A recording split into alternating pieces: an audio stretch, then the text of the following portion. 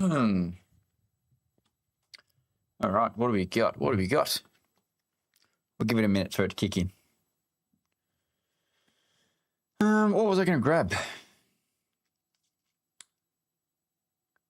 I had, the pictures. This isn't a bad picture. I'll bring this one up. I'll put this one up for now. We can see this one. I have to move it around because my head's in the way. 2 days, 3 hours, and 47 minutes. Jeez Louise.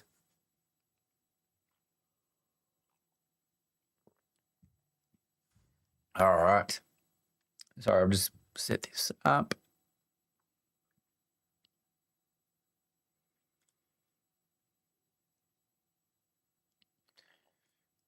Join that.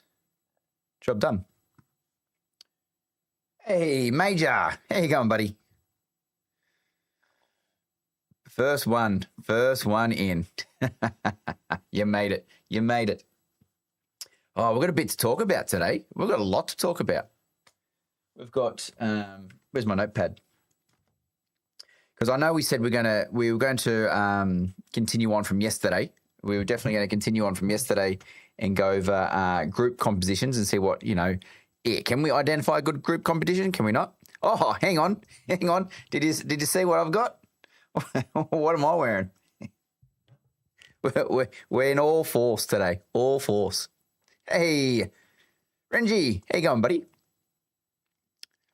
So we're pulling out all the stops today.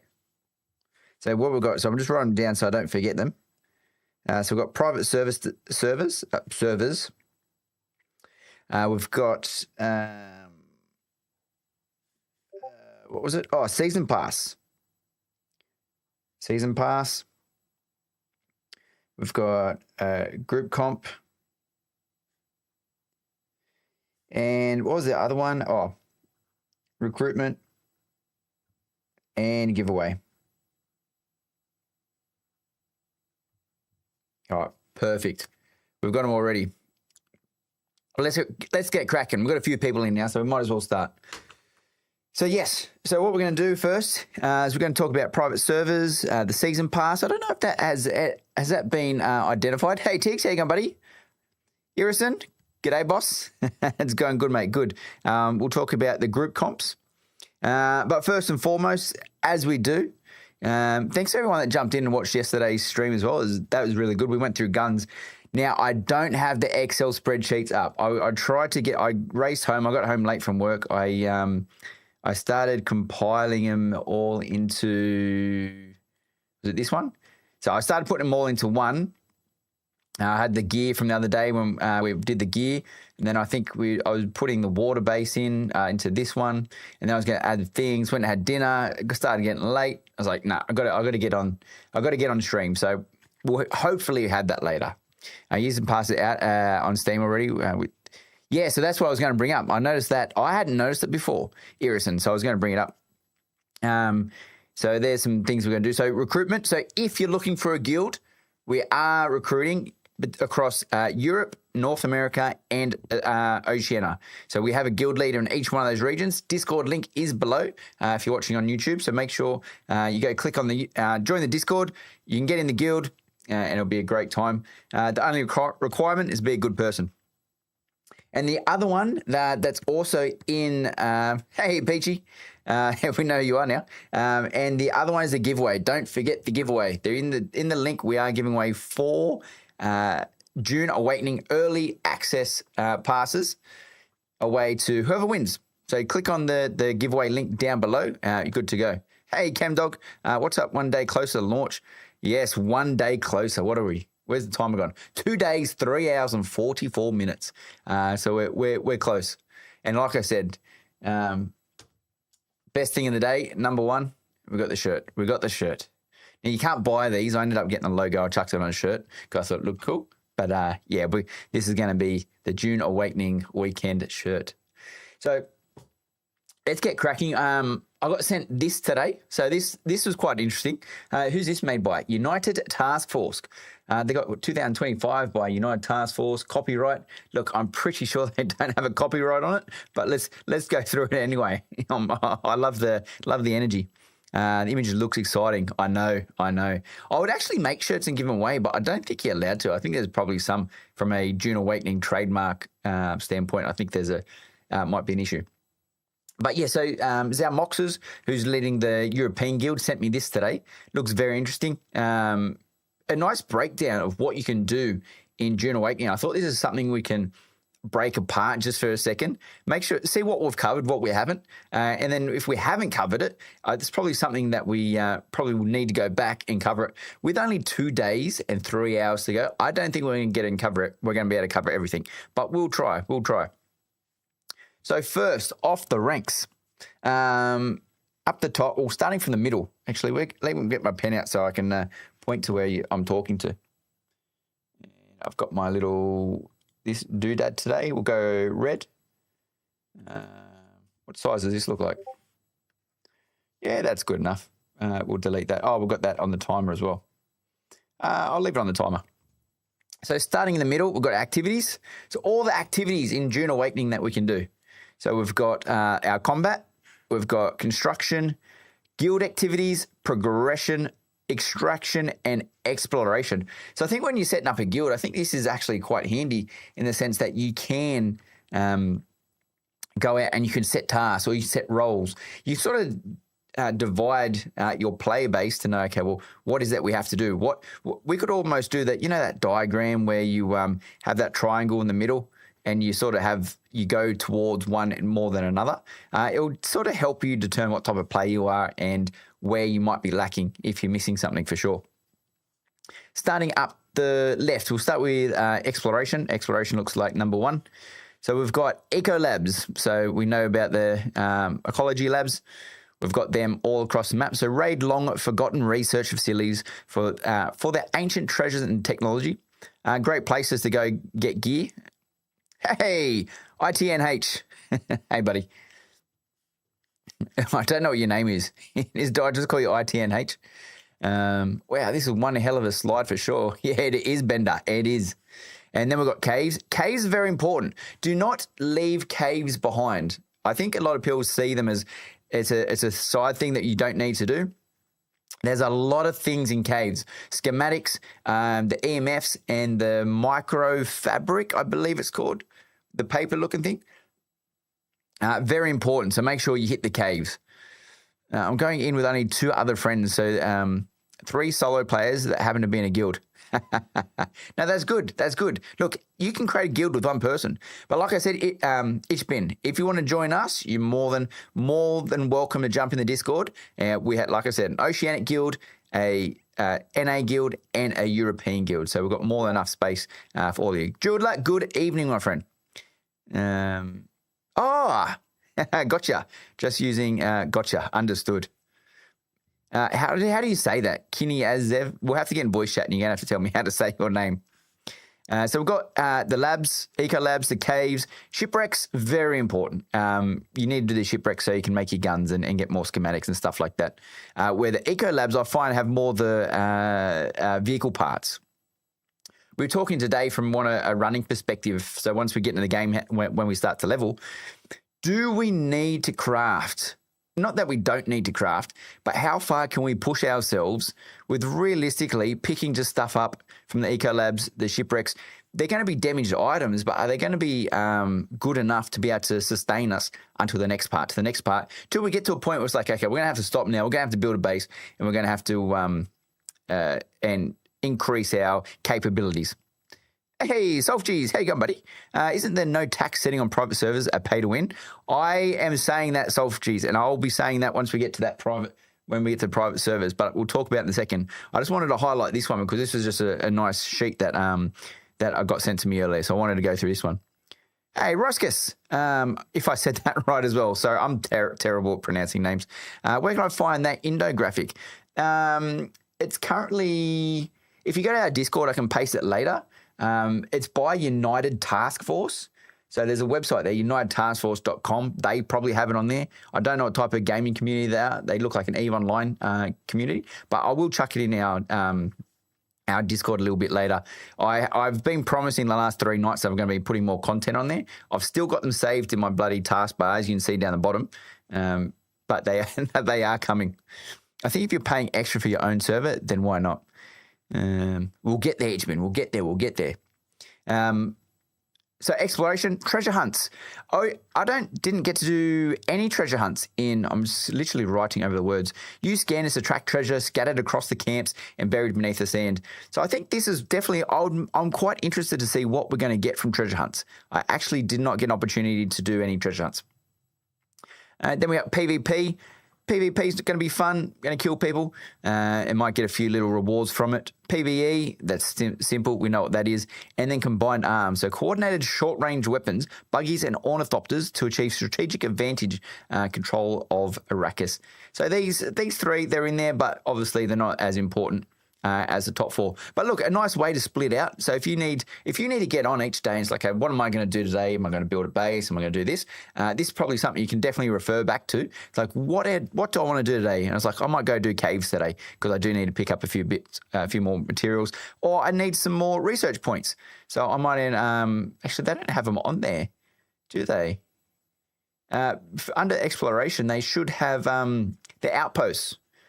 I don't see outposts anywhere, so that's probably missing on here. So let's just make our own outpost.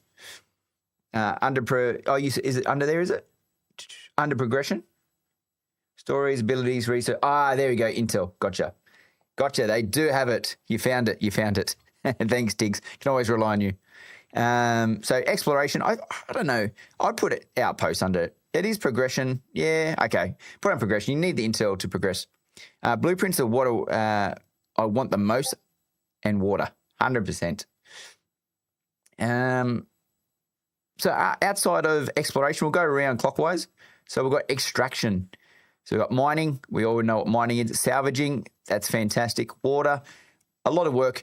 Actually, on my water video the other day, some people were saying, why do you need a water base? Why would you even bother? You're wasting your time looking at it.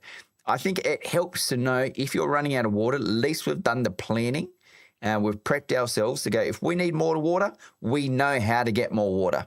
Where some people go, you should be able to have enough water from just one base. Now, if that's the case, fantastic. Put up a few wind traps, power them up, the base uses them, great. But somehow, I think based on what we've seen, water can be quite demanding. So we'll see how that goes. We've got blood. Blood's fantastic. Flower sand. With flower sand, by the way, and this is by my own experience. First time I went to go get flower sand, I ran out into the middle of the desert like an idiot. Stomp, stomp, stomp. Compactor. Bang. Sandworm come. Dead. But then as I was running away, I literally ran over a large amount of flower sand that wasn't even in worm territory. So you can go collect the whole entire thing of flower sand without even attracting worms. And then the most important one, it's probably not the most important one. You got to do all of them, but the big one is the spice, obviously. Do we know how many placeables a base can support? So Tiggs, I have been told from closed beta people, it is 48. It's 48. Now, that's what we were saying last night. I don't know if the shield walls are placeable, but 48. Some people have commented on videos and said, no, if you're going to use increase your land size, that should increase your placeables.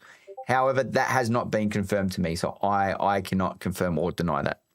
But look, let's work with that number, give or take. We may get in the game like we haven't got the game in our hands yet, but we'll just take it for granted that that's what it is. So that's the extraction, nice and easy. A lot of people are going to be running around doing that. Very important. Do not forget your extraction. Then progression, another thing definitely not to forget. Story or side quests, very good. Side quests is something that you probably pick up during your journeys. Some you can skip, but it's important as well that you might start. Don't forget the contracts and picking up these contracts, because if you've picked up enough resources by doing exploration, for example, so exploration is very beneficial. It's worthwhile. You get some good stuff from exploration. From doing that, you essentially have already finished some of these side quests and stories. So keep all that stuff on you. Don't throw it out. Don't sell it, because you can definitely use it for those contracts. Can you have multiple buildings inside the same property? that they then connected shared circuits between them. So you can have multiple buildings, but you can't have another subfief. So you can only have one subfief. So if you build it like it's separated, anything within that subfief will be classed as on that circuit or across those buildings. So if you make little pocket, like 2x2s or any across a little section, and you've got an advanced subfief and got a large area, and you're building up the mountain like a little cliff base and market store type scenario, they will all link if it's in the same subfief. If it's outside that subfief, then no. So progression we've got, stories and side quests have to do. Abilities and skills. So find trainers of the great schools in the Imperium to unlock abilities, techniques, and passives of skill trees. So important again, I think we were discussing this, someone was asking today, but very important making sure you do this because you are going to unlock the abilities and skills from other classes. If you skip this, you're just not going to have the ability to build out your class. Very, very simple. Yes, no overlapping at all. And you can't join subfiefs. They have to, yes. So look, positives and negatives, But I have heard when you use one advanced subfief and you build out your 10 staking, what is it? Staking something? Staking units. You build out your 10 staking units. Sorry, I had a list down the right. It actually gets quite large. A quick tip that I've had as well is make sure when you're building and with your subfief, don't necessarily put it on the ground. Put it up higher so you can still build below it and you can build above it because there is a vertical on it. So if you build it on the ground, you can only go up. But if you put the subfief halfway up from where you're building, yes, you'll open up all that section underneath it as well. Hang on, let me just go mute my my Discord. Oh, there we go. Because that's going to go ping, ping, ping all night. So I'll just go over there. Settings. Streamer mode. And on. All right, we're good. We're good. No more pinging. So abilities and skills, very important. Research and intel. So this is another one that we were discussing earlier as well. Oh, Jesus, I wasn't meant to do that. I didn't tick the pen. Where was I? Where did I go? Did I just close that? What a dickhead. Yeah, let me open it back up again. I don't know how I closed that. What should I call it? Activities. There we go. Awesome. It's a cube around the sub. Yes. Hey, Jack, by the way. So, yeah, research and intel. So we're discussing this today in regard to, okay, well, do you just go for it and you'll naturally pick up the intel? Or do you have to make a conscious decision to stop and go, we need more intel. Do we need, so we can research? So this is the important part. So the outposts to pick up the intel, you unlock it naturally through progression, but also you also need it unlocked more by doing the outposts. And it unlocks research. So you can build more things. Landsrad, very important. We've done a lot of talking about the Landsrad. Now, the Sisselrad. So gain control of your Landsrad board by strategic completion of the task and earn a voting rights that affect your entire server. So this is the one where you get decrees, and for the week, you can get a bonus based on the house you're in if your house wins. And then control the spice. Battle over massive spice blows to fuel both guild finances and ambitions. Use a valuable resource to sway Landsrad. So controlling the spice, as we saw last night when we were going through the guns, if we're making some of the best guns out on the market, spice is very important. I don't know if I'm saying it right, if it's melange. Hey, thank you. Can't read it. I can't say it. Sorry, mate. Thank you for the sub. Oh, it was up there. I missed it. But thanks for the sub. I had a new profile. I had to no, excellent, Peachy. Appreciate it. Because of my screen, have I got it set? I do need to go do it better. Because of YouTube, they don't have like an alert bar similar to, what's it called? Like Twitch or Kick. It doesn't allow me to see who subs and who likes and whatnot. So I have to read the thing when it pops up on the screen. But thank you. I love that. I love that notification. But yeah, so the control of spice. So 65 spice melange or melange. you need to make one item. So spice is going to be super important, even just for powering some of the generators. So from the progression, we've got. Oh no, that was guild. Sorry, that was guild. I missed that. Not progression. Progression was these three. Then we've got guild was these three. Oh, and combat. This is where I was confused when I saw exploration. I saw PvP and PvE, and so we've already done combat. Okay, we've done combat there. We've done the guild. So the last one is construction. So after we've done all those bits and pieces, we've got vehicles, shelter, and gear. So steel suits, armor sets, weapons, and tools. Very important. Then we've got shelters, so building components, furniture, manufacturing equipment. I think the furniture one, I think that they're the ones that you can definitely unlock from your skins, but you can also unlock throughout the world that you can pick up. And then our vehicles. Vehicle components, my head's going to block this off. Sand bikes, buggies, sand crawlers, and ornithopters. So a lot to do. So look, good graph. Gives you something to look at. Shiver. Sorry, I don't have the giveaway. I should have set that up, and I apologize. And let me just quickly get you the Gleam link, and I'll post it in Steam for you. Let me just bring this up. So if you're watching on Kick, and I apologize. Whoops. I haven't set up the hashtag giveaway yet. I should have, but MHME did not. So there it is. There's a link. If you need to go to the giveaway, head over to that link. And we'll stream that live in 2 days, 2 hours, and 26 minutes. That's when we'll be doing the giveaway. All right, so that's that list. Not a bad list. I'll chuck that in the Discord. So if you do want this, go jump in the Discord and should have that a little bit later. Now, this is obviously an easy one I can post in there. Next one that I had on the list. Why is that not stopping? Oh, that's why.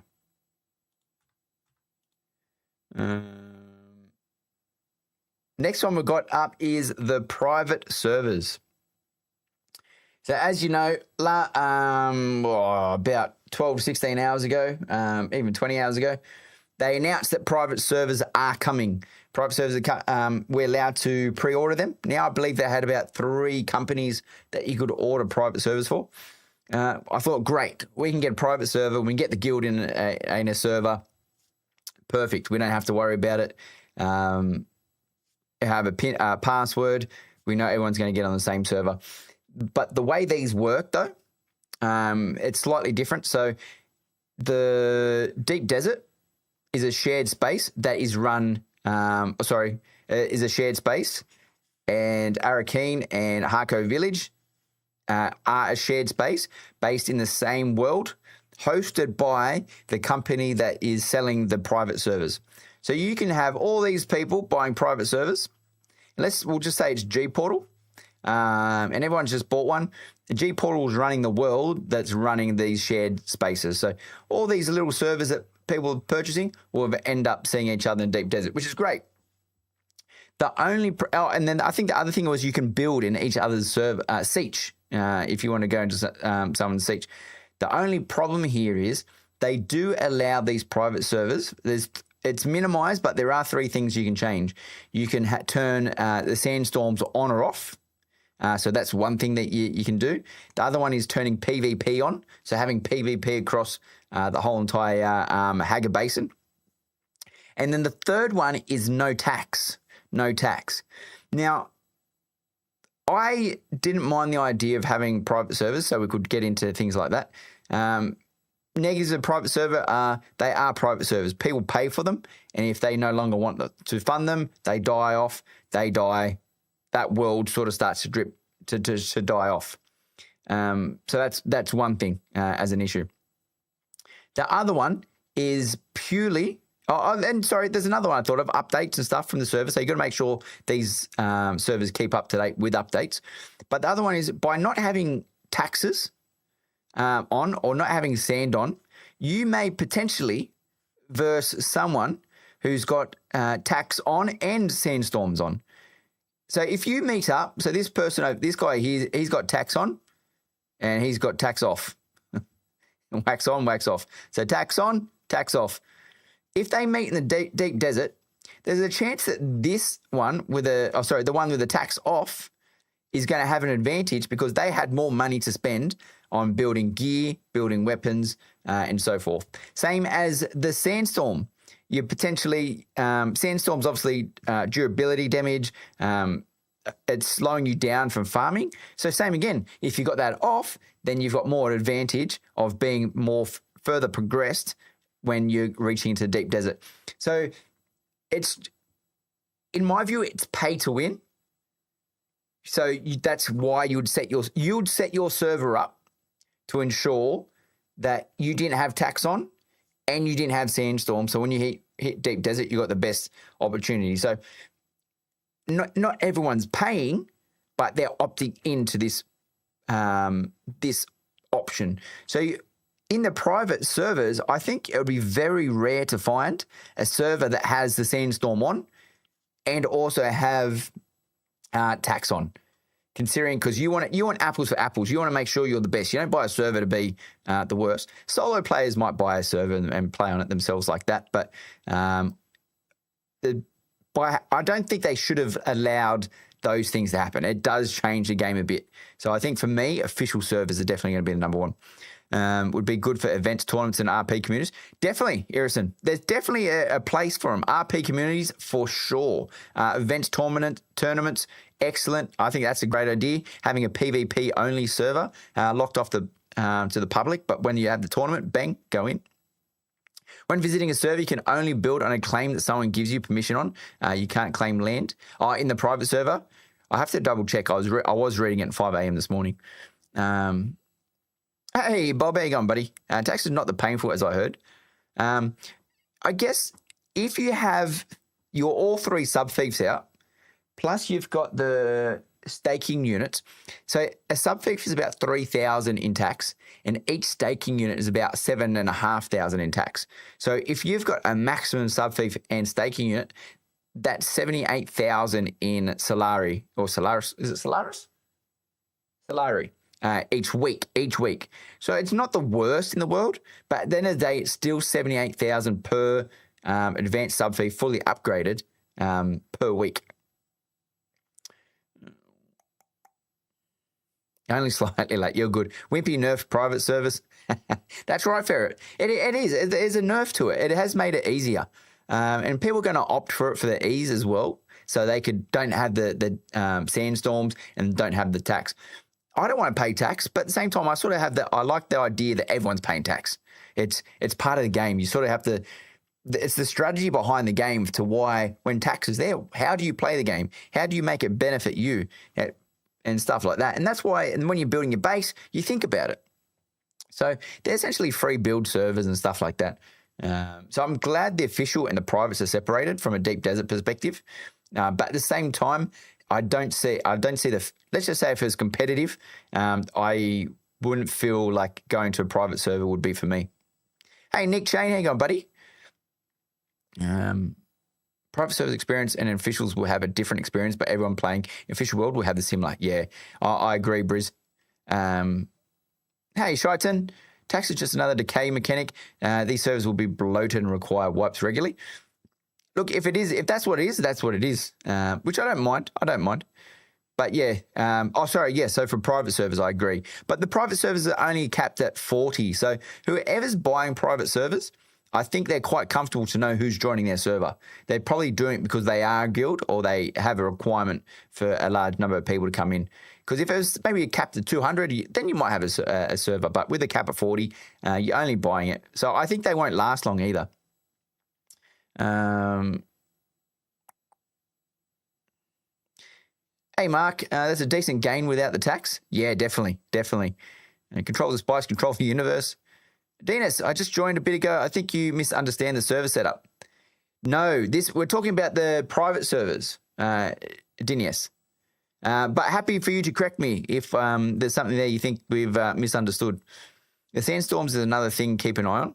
Yeah, well, I like the idea of having the sandstorm. It just adds another element to the dangers of the desert. Her taxes are basically not important. They're so cheap. Look, if that's what it is, pot of gold. I just know if you've spent the time in building a base, then if you can afford 78,000 per week, then go for it. I'm not 100% sure how much you need and how much you're going to get. because I guess we need a lot to maintain everything we're doing already. Spice, quite experienced. So one spot in deep desert will pay it off easy, in my opinion. Yeah, look, you're probably right. So why take it away if it's that easy? One good haul from DD should pay tax for a while. Hopefully it does. Bigger base, bigger tax, most likely. And that's what I'm saying. Bigger tax, bigger base.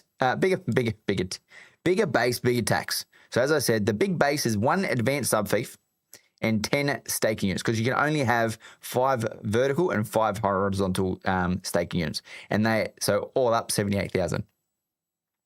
That's it, Tiggs. One moment, I'll look into the private servers. I thought you were talking about the picture you have pulled up. So the picture I have pulled up is the picture that they've used for private servers. But if you want to go have a look, if you go to Steam, they got an announcement for the private servers. Private servers in Conan are similar, and there's a community's whitelist way more people than are actually playing at once. I don't see these communities stopping doing that. Interesting. Are they? What's the cap on the Conan servers? That's an interesting one. I'd like to know. What's the cap there? So that's the private server. That's the private server. That's what was announced last night. So I think for me, I'm just going to stick to official. I like the idea of being on official at the moment. The changes, the benefits, the negatives to the positives of having a private server for me. There's more positives on the official. It's far more reliable. It's like going and putting your money in the bank and saying, okay, well, I'm going to get 3% interest for argument's sake. Or I can go to the pokies and I can put my money in the pokies and potentially get more. Risk versus reward. I've seen some at 120. Well, I only looked at G Portal. I did only look at G Portal, and G Portal was selling a maximum of 40 per server. So if you've seen another host that's doing more, that would be interesting. That would be interesting, because that was another thing. If there's a server that had 120 people, that I would maybe then think about it. And then you might not even go to deep desert. If you got 120 people in one server and you got PvP on, that I would buy into. Turn PvP on, 120 people a server. I would do that.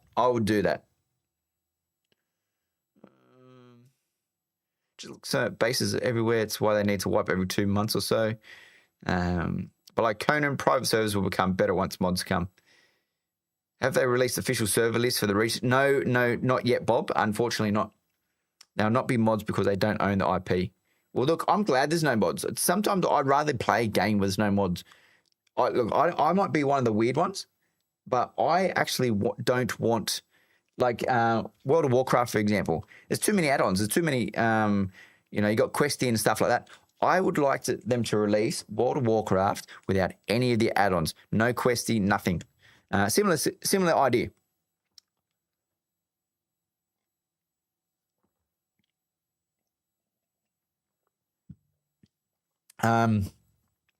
Private server equal Hacker Basin equals 40 peeps, no difference to official servers. If that's the case, I think Irison was saying there was another company that was potentially hosting more. All right, so that's the private servers. That's what we're going to go through. Where's my Steam? So it was only this morning that I popped up Steam, and I hadn't seen this yet. So you guys may have. I don't know when it was put on there. So tell me when this was put here. But I didn't realize the season pass was on here. So I was going through this, and I thought I saw that there was some stuff on there. I thought I might as well just go through it now to see what's actually in there, because I don't know what was coming on a DLC. You got this today as well? Okay, so it only popped today. Yeah, only at officials you don't pay $100 a month. That's another good point. That's a very good point. Another one that I don't mind either. She was stuck in the same world as other private servers. Won't matter to people who play the official worlds. No, definitely won't matter to the people playing official. So what do we get? So what do we get from a season pass? I don't want photo.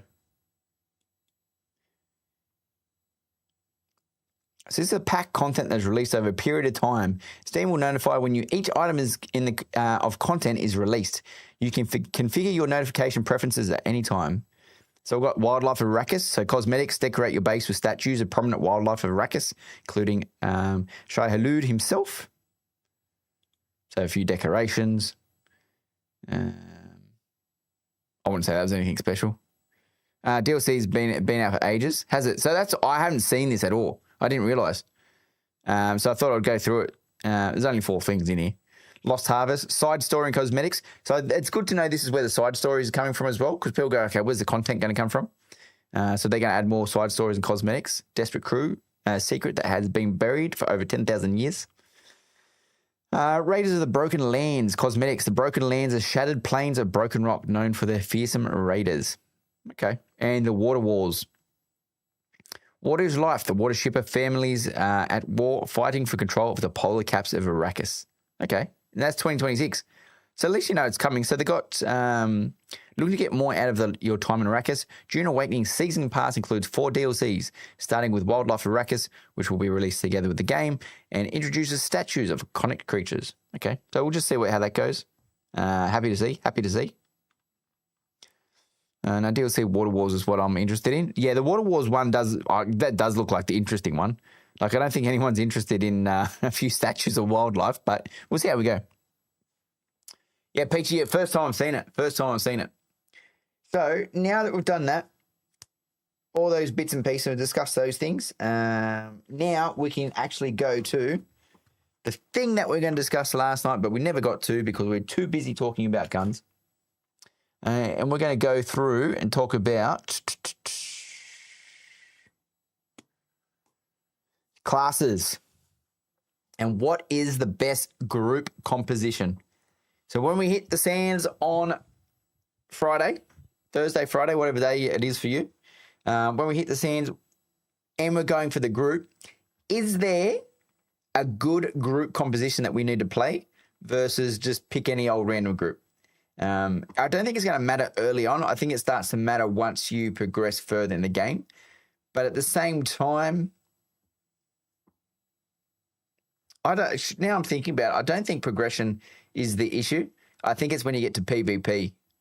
I think it was when it comes to PvP, do you have that support class versus someone who's a heavy, for example? I think they're the wins there.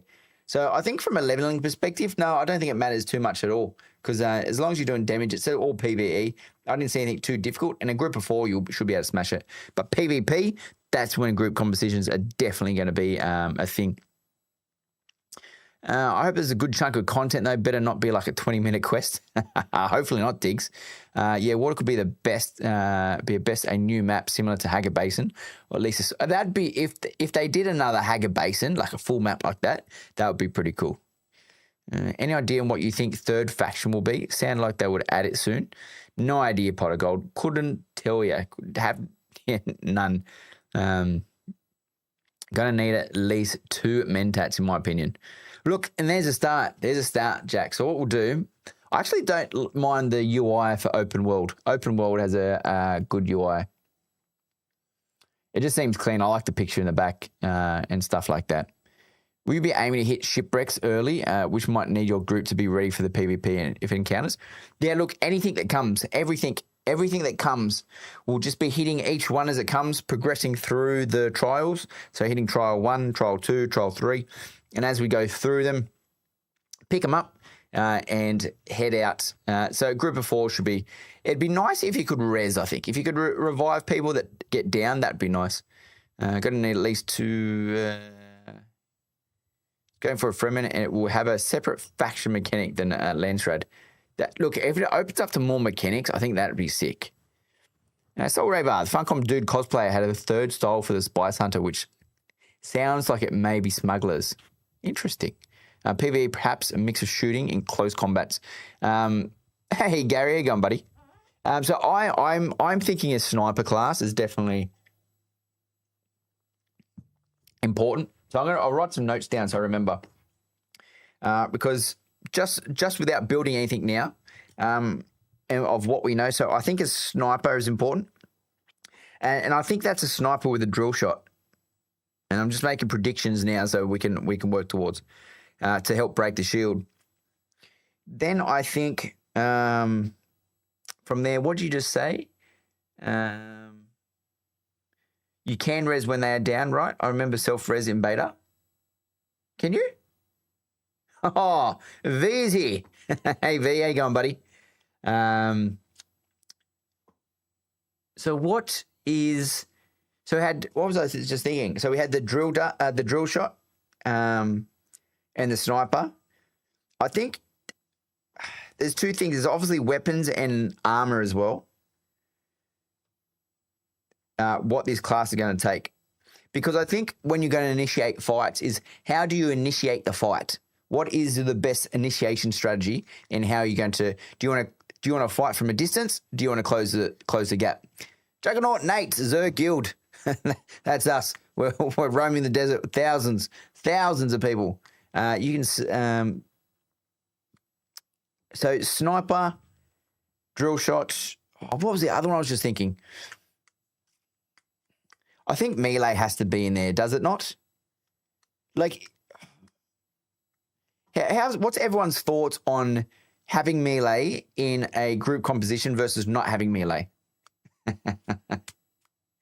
Leroy. To kill while you're down. I actually got killed in the beta. I was in the cutscene. A cutscene popped up as I was about to shoot someone, and then I couldn't exit out of the cutscene. And all of a sudden, as I hear these bullets popping in the background, cutscene finishes, I was dead. Come watch stream when they got wrecked in the deep desert. See you, V. Mentat, Hunter, Seeker, and Source of Power are going to be necessary in PvP. Actually, that's a good point. The Hunter Seeker is very good. The Hunter Seeker is very good. So no grenades. Yeah, so is it friendly fire in parties? I can't remember. I remember fire at 100 subs, now 700. Thanks, mate. Appreciate it. Yeah, it's a slow start. It's definitely a slow start. But glad you're there at 100. I found melee, it was useful. Melee will be needed, even if it's just harass. I think the other one is the stuns as well. Now I'm just going to check. So I've got shield, and then we've got stuns. Stuns seem very important and super OP. And then melee, if you're in their face, they necessarily can't shoot, can they? And the other one is obviously, as I keep saying this one, it's a transition between melee and sword. Is it quick or is it slow? I have to have some melee. I think they will always be best close range. Friendly fire in parties, but reduced damage. Okay. Thanks, Sol. Shadow Step, Shotgun, Rogue. Well, let's start playing it out. So we've put some stuff on paper. We're getting an idea, a feel for what we've got. But let's start it out. Because I think we can confidently say, I reckon there's probably about 80% of people, this is just a guess, purely a guess, so don't go around saying Fireblaze said there's 80% of this, but Swordmaster and Ben Jesher are going to be the number one picks for starting classes, purely because they're the last ones that we get, we pick up along the way. Melee is for frontline pressure and disruption. Yeah, I like the melee. And there's that other ability that stops the bullets. Shadow Step, Shotgun, Rogue. Oh, sorry, I missed that. Got that one. But I still like it. So I think what we can do, let's line up some of these skill classes. And look, this is just a way of working. I have no idea if there's a good composition, a best one. When we've gone through each class before and its abilities and what's nice. But I think that we're going to start linking them. We're going to start linking them. We'll highlight them. Is this good in a group setting? So, for example, the Weeding Way. So, the Bindu dodge requires prescience. When enough spice permeates your bloodstream, you become able to combine your Prana Bindu training with your limited ability to see the future. After successful parry, dart, and blade attacks pass through you, activates when spice. Is that prescient? Yeah, I love the deflectability. I'll go for a Swordmaster main. So I think the Weeding Step is almost it's a great ability. It's a great ability. Do you want someone with Weeding Step in your party? Because remember, you can only have 3 abilities, so everyone's limited across the board. do you want to be able to have that attack? So, and for me personally, I'm going to put this down. So we're talking, who are we now? Ben Gesserit at the moment. So Benny Gesserit, Weeding Step. And the reason I say this, and 100%, if you disagree, say, no, you're absolutely wrong. This is what it should be.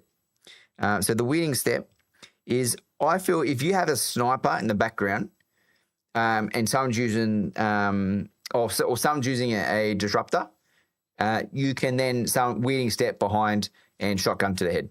Simple as that. Shoot from range, access, enemy strength, weakness, classes, etc. Without close the gap, close the tactical retreat. If you have a melee specialist, he really wants that. Definitely. It's a great closing gap. It doesn't necessarily tell us, unfortunately, it doesn't tell us the distance it covers. It'd be nice if it told us what the distance was that it would cover. Unless someone knows, unless one of you guys know. Then we've got the Bindu strikes. So tap into your training to deliver a rapid series of powerful, painful strikes to enemies. This attack leaves them temporarily staggered. Abilities must be equipped and activated from the ability bar. So same again, not a bad ability. Just thinking, so you don't get a lot of AoE from a lot of these classes as well, by the way. So if we're looking at AoE, it is limited. But if it's friendly fire, I guess that's a positive. So we're probably going to steer clear of AoE. I think that will be purely situational if we get in positions where we're stuck in the fight. But with this one, stamina costs, damage, is it enough? Is it enough? I don't know if it's enough. It may be enough if you, from a melee perspective, if you want to use the Bindu strikes. If you think you can dart behind someone and use a Bindu strikes. One melee party, I think, will do as assassin. Fair enough. You can use hook from troopers to cut distance and for stun. Yeah, that too. That's a good point. Does the grappling hook go through the shield for a stun? I can't remember. Then, from a passive perspective, I feel like everyone just should pick up every passive. I don't know if it's viable, but I think passives are just super simple, easy to have. I'm a massive passive guy. If I have a choice between picking an ability that's okay versus a passive, I always go passive. It's just because I know it's something I don't have to do anymore. I agree. Four-man melee team that can't damage each other sounds fun and great. But see that it's definitely viable. But what happens if you get up to a four-man sniper team? Now, I know you've got to close the gap because some of that damage those snipers put out is pretty heavy. Passives are very good. Hey, Frontier, most passives are good as well. Yeah, no, I really like the passives. So short blade damage, you're destroying already. Then we've got our manipulate instability. So once every enemy is stunned, staggered, or knocked back, your strike is vulnerable nerve ending to cause more damage. So you do a bit of damage there. That is a technique, so you can just chuck that on your bar. So we are going down the stabby stab, dart behind assassin type situation here, aren't we? So we do have. I'm going to put assassin. Let's put assassin in there. We're gonna label the class assassin, and then in brackets I'm going to put weeding way. So we're essentially dividing all the classes into subclasses, and then we'll determine what subclasses we've got. I might even do a graphic on this. We'll see how we go. Mind control, they're new. So yeah, mind control is definitely a good one. It's a scary one. I won't use it because it's probably not my play style. The Shigawa shielded NPC and stun them. As long as you can get through the shield, I can't remember. It does stun shielded enemies. Nice. 20v20. 20v20 is going to be another story. So assassin, wielding way, Benny Gesserit. Benny G. So that's one option. Weeding way, this being the standout for me. Then we've got our compel, the voice. So this one's very dangerous.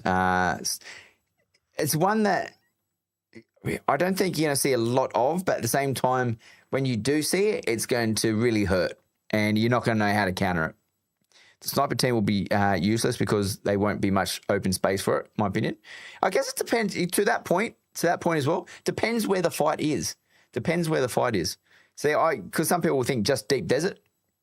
And then obviously we've got ornithopters and stuff like that. So we're just taking that out. This is purely on ground, hand-to-hand combat with guns. So compel, use the voice to force a target to your position from afar. Voice abilities require a short period of you to register your opponent before they can be used. Abilities must be equipped and activated from the ability bar. So a good one, rather than going to them, they're coming to you. I heard I never used this. I never got a chance to, but what I have seen is this is actually pretty good. You are pulling people through. You just say people grouping up together, you can pull someone out, destroy that one person, but it does take time to do so. Voice channel time 1.5. Oh, the range is only 6. The range is actually not that far.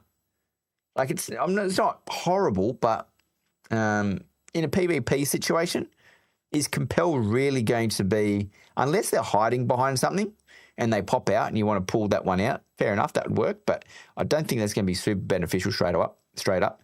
I'm assuming every person will run the Mentat ability that makes Bennett's skills useless. Yes, I think they'll definitely unlock it. It's just the thing is, will they use it? And because if everyone has that opinion, pot of gold, does that mean that people won't run it, won't use the abilities because they think they have it on it? I guess that's another question. It's time to cast. I was describing the Shiga as a kick basically for interrupts in a way. Yeah, no, it's a good kick. I don't mind it. The sniper team will be useless because they won't be much open. Oh, sorry. I read it up and I realize I get to the point that I've already read to. Voice training. Your rigorous training with a voice allows you to reduce the time between users. So not bad. It's passive. Another ability here, ignore. You use the voice to force your targets to ignore you for a short time. Does this work on PvP? They will act as if you are completely invisible. Voice abilities require a short period for you to register your opponent before they can be used. Abilities must be equipped and activated with ability bar. Duration 10 seconds. 10 seconds. So that's pretty good. 10 seconds is not bad. So if you can use ignore in PvP situation and they can't shoot you, that'd be good. I think Compel also does a stun, but I don't think it's not 100%. Compel also drains stamina even if they have the Iron Will. Really? I know, don't start your... Peachy, I've been doing this for too many days. I've been getting up early, going to work. As soon as I get home, bang, have a shower, have some dinner. And it's like, all right, let's set up the stream because we're committed. We are committed. We're committed to the cause. If you haven't noticed, does it only ignore the caster? Well, that's a question. It wouldn't ignore the other ones. It's just if it's this PvP and you're 4v4. So this is the way I'm thinking of it. If the 4v4, why does his timer say 1 day 12 hours? What's my timer? 2 days and 2 hours. Can you see that in the bottom right? His timer saying 1 day 12 hours and 57 minutes. And my timer is saying 2 days, 2 hours. Someone's fucked up a timer. There's a good chance it's probably me. No, I doubt it. Someone's got a wrong timer, incorrect timer. Oh, Liam, 100%, mate. 100%. Am I looking forward to it? I've been here every day. Come back tomorrow. We'll be here again tomorrow again. Voice will work only if Mentat will spell the shield so I can spell safely. So, yeah, I guess that's a good point. You use ignore so you can use some of these other abilities. I just want to see how it works from a PvP situation. I'm confused to how they actually do that. Then we've got a rapid register. The voice only works on targets who have been registered. This technique allows you to focus on registering opponents more quickly in order to use the voice faster. Techniques only take effect. So all this stuff takes time. It definitely takes time, but it would be a pain in the ass at the same time if someone got it off on you. You use the voice to stop your enemy from performing any actions for a brief period. Voice abilities require a short period for you to register your opponent before they can be used. Abilities must be equipped and activated. So duration 5 seconds. Stop. Not a bad ability. It's a good one. I would almost say this was a support class. So the voice. I'm going to. Anyone know John Farnham? John Farnham, the voice. I won't start singing. I'm not quite sure how to help you with that. I didn't ask you anything, Alexa. Don't know why she... Don't know why she's speaking to me. Stop. So I think stop's a great ability. Definitely situational, but I think it would definitely turn the tide of stopping someone for 5 seconds. We're not putting out any damage. Stop would be nice if they have melee that pushes forward. What do you say? So when you say stop would be nice if they have a melee that pushes forward. Yes. Okay, sorry. I thought you were saying for us. So I'm going to say it's definitely support. The voice to me is definitely a support class. And then Screech requires pre-science. When enough spice permeates your bloodstream, your voice becomes more powerful, causing those around your registered target to stagger under the force of your commands. Activates when spice. So that's a good ability. So I'm definitely going to say. So Benny G again comes in with the voice. What we call that? I'm just going to call it the voice, and I'm going to say support. Support's done. CC support CC. So if you need CC, the voice is it.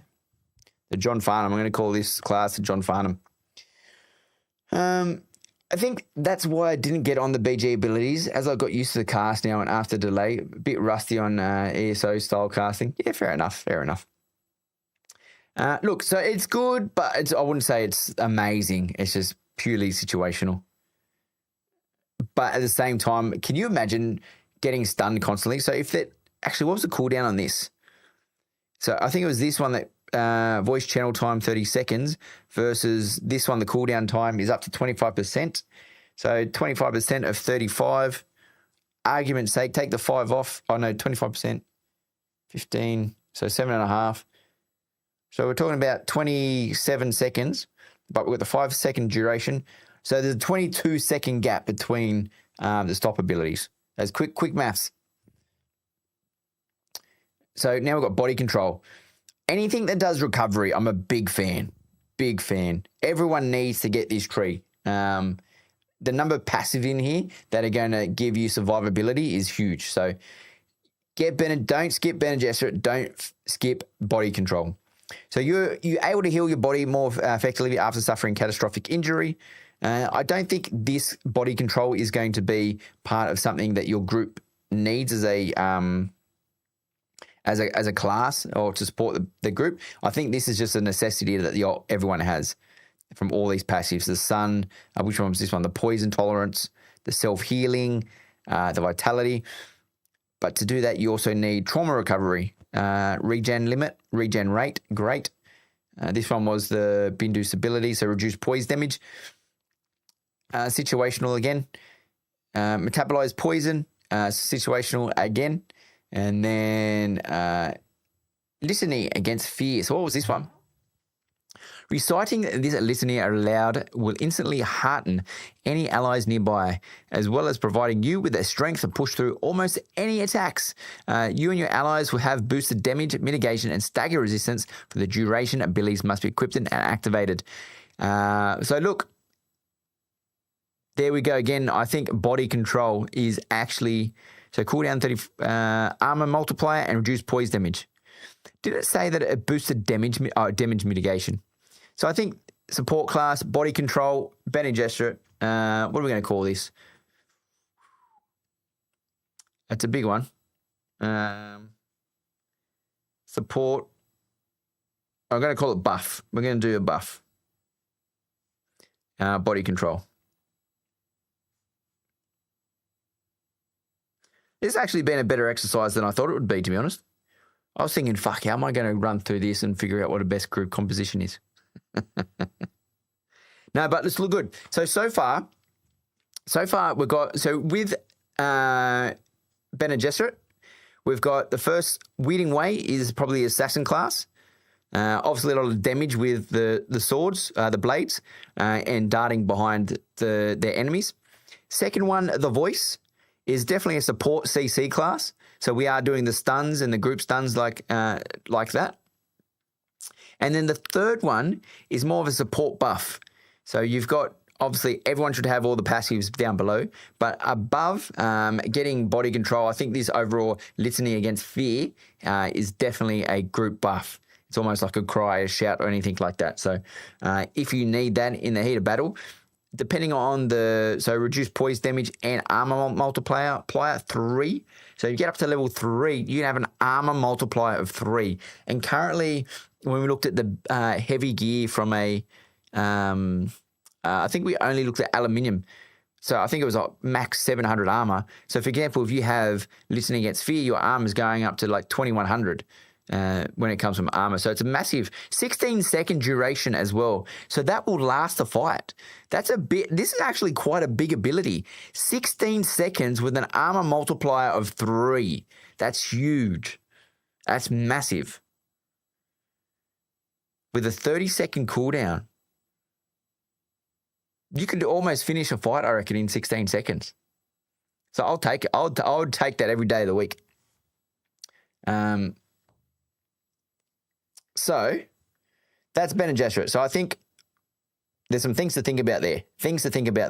And this is when you're building your class out, because I think everyone, like I said, through the leveling experience, you're going to mix and match. You're going to play around. It's going to be easy. But I think that was a good exercise for Bene Gesserit. Its usefulness will also be subject to its range. Yes, Tiggs. Very good point. There's always these variables that just like the jump in there and just add something to the mix. Now we're on to Mentat, the good old Mentat.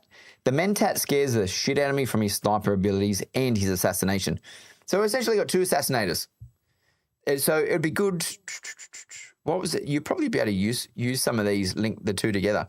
But I think we're just going to group everything as they currently have them. So with the Mentat, we currently have the turret Sentinel. It does its thing. You know, I wouldn't say we'll have to get this guy to do that at all. Range damage. This is where it starts to get important. So this is purely the sniper tree. I'm going to write this down already because I know this one because I got excited when I saw this. So sniper, mental calculus, range damage, and Mentat. So from here, the range damage, we've got Garment Keeper, reducing durability loss is always nice. Nice to have anyway. Marksman, headshot damage.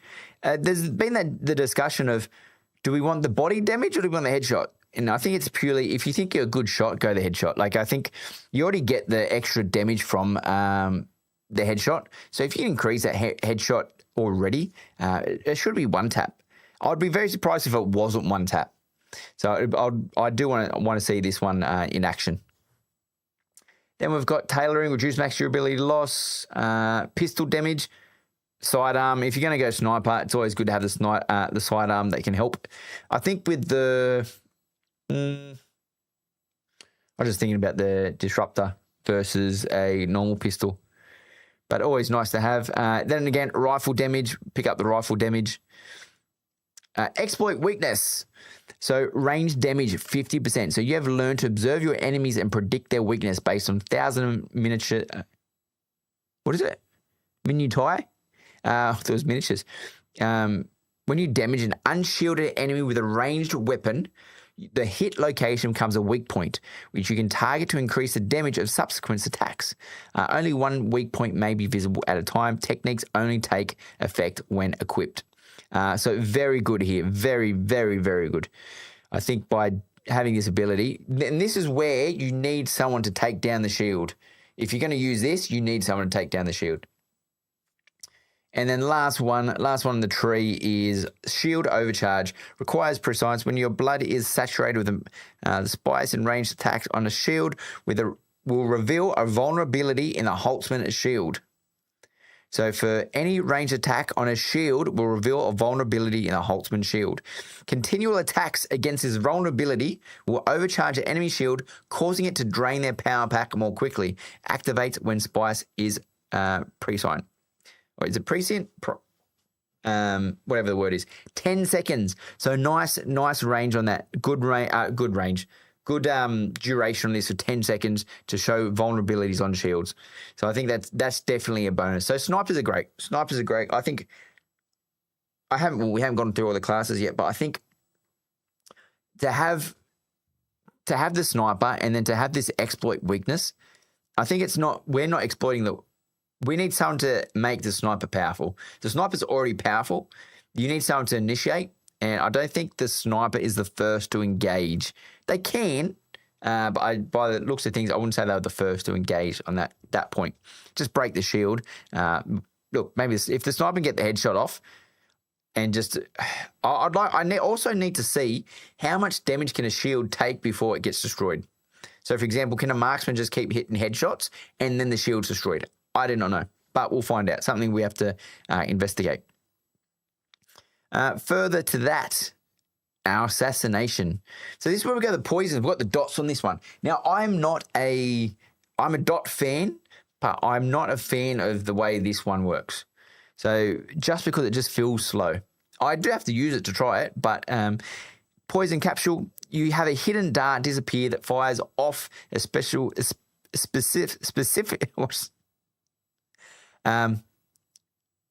especially prepared capsule filled with poisonous spores. On impact, a cloud of poison spores appears, building poison on all who remain within. Abilities must be equipped and activated within the ability bar. So with this one, I would like to know, does it have a slow or a stun to keep them in the poison for longer? So not horrible. Duration 8 seconds, damage is 5. So the damage is not great. The duration, I wouldn't say, is long enough. 8 seconds isn't a lot. 40 damage in total. It's just for a basic 150 HP bar. You know, you're just under 1/3. So you're not killing anyone with the poison capsule. But it's not horrible either. Definitely not horrible. Then you got poison mines. You can place a remotely triggered mine that once triggered releases a cloud of poisonous spores, stacking poison on a horse or who stand within. So same again, duration 6 seconds, damage 5. So only doing 30 damage on this one. So not as big, but it's a good way. If you can get in there and you get a mine out, then great. I assume you need to get in front of them before you can put a mine out. So that'll be the interesting one to see. And then from a passive perspective, headshot damage. As you train your ranged weapon, you become more proficient in shooting the vulnerable parts of the human body. Your headshot damage is increased. So you're telling me there's 2 headshot damages? So this one's say 10 to 20%. But then over here you've got further. So as you can see, you can really pump up your headshot damage. Like the crits on the headshot damage are high enough already. But you get marksman, you go get a headshot damage. It's a passive. Like, why wouldn't you? And then you actually get extra damage again on rifles on top. So the damage you could put out as a sniper is crazy to me. It just seems it seems too high. But look, I'll take it. And then you've got exploit weakness. If you're popping these, if you're not one-tapping people with a headshot, I don't know what's going on. Then we've got assassin shot, range damage again. So you do not squander an advantage in battle. Ever you deal additional damage to your enemies when shooting them in the back. So I assume you have to hit them in the back with this one. So obviously another, but why is it range damage is increased if you have to hit them in the back? But look, either way, it's another damage multiplier that we've added on here, 15%. Poison Tooth, installed by a Suk Doctor. You can activate this Poison Tooth when down in combat, causing a cloud of poison. The downside of the cause is that it damages you as well. Techniques only take effect when equipped. I probably wouldn't use this ability. It'll be a pain in the ass, so you could keep people away from you. You do some damage. It's just a deterrent to get anyone on top of you. Just M2 is 50% extra headshot damage. So with exploit, it's 100% plus the critical damage from the hitting the head. Yeah, that will be one shot most, I think, even with the PvE bosses. Yeah, I'm not going sniper, but I'm kicking myself because I want to go sniper. And I think that's a big thing. I want to go sniper, and I think it's an absolutely ridiculous class. If you close the gap on the sniper, you're in trouble. They're in trouble. But yeah, that's another story. Give me 2 minutes. Not 2 minutes. Give me 30 seconds. I need to get some water. All this talking is absolutely making me dry.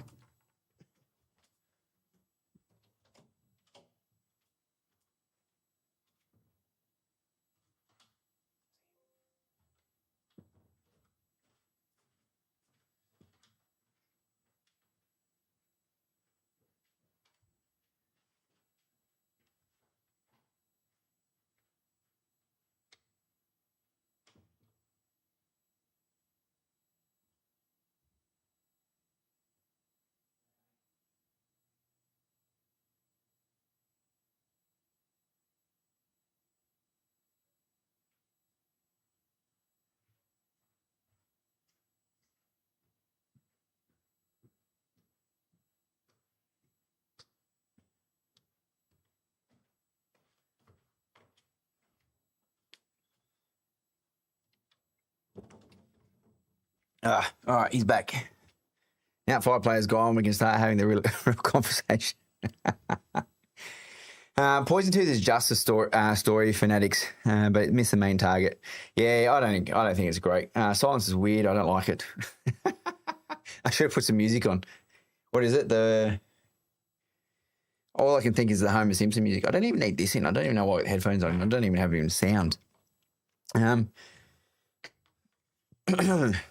All right. And then we've got Stunner. So you have a hidden dart dispenser that fires off a specially prepared, I don't know why I say specifically every time, sedative's tipped dart. On impact, the dart stuns the enemy, locking their muscles and rendering them unable to move. Attack abilities must be equipped and activated from the ability bar. Duration 6 seconds. So on this, I think from an assassination side, I think it's needed, but I wouldn't go up the left side. Don't care for the poison capsule. It's a headshot damage and the assassin shot and the stunner and the stunner is actually very good. The stunner is very good from a stun perspective. You just shoot them, bang, they're stunned. So I think picking up these 3 very important. Have those as a bar. And then the Hunter Seeker, 1,200 damage. So you've been trained in the use of the Hunter Seeker, a specialized assassination device used to kill enemies without causing alarm.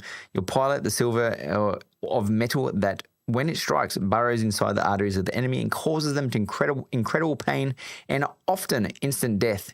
You are vulnerable while piloting the device. Abilities must be equipped and activated with the ability bar.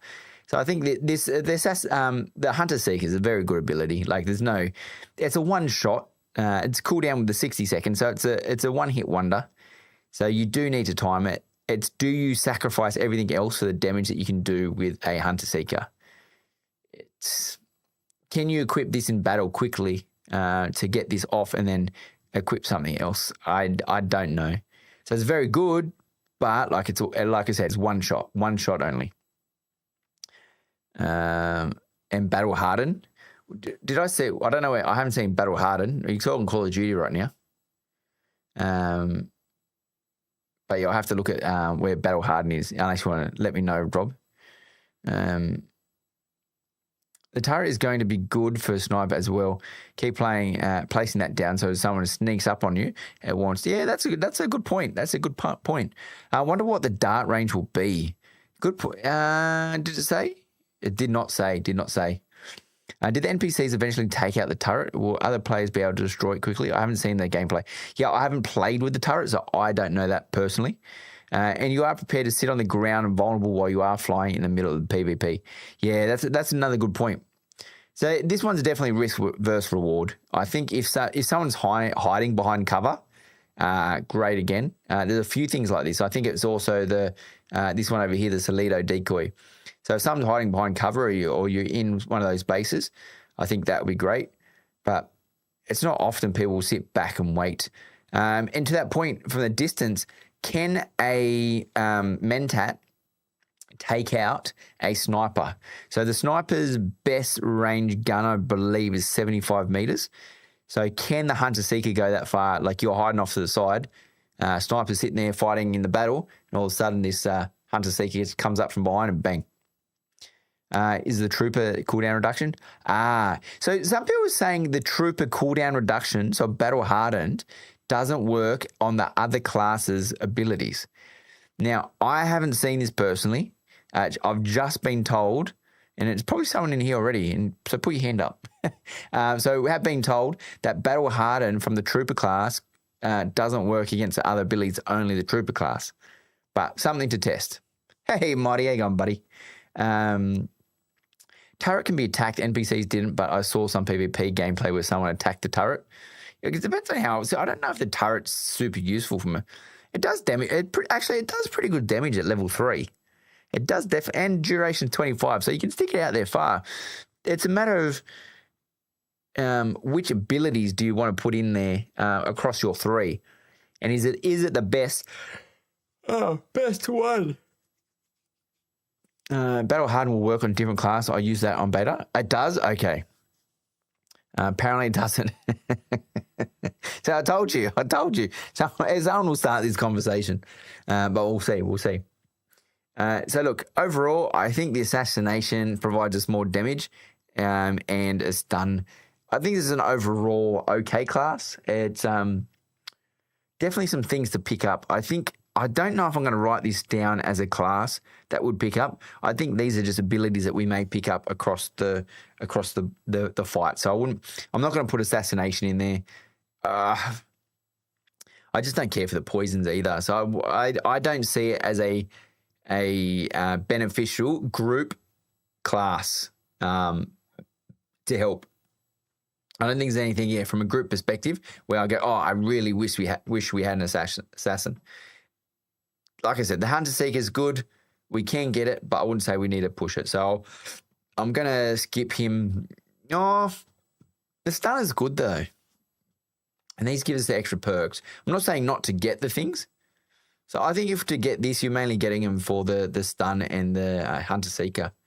So what would I call it? I've already made an Assassin class, and that was a Weeding Way class.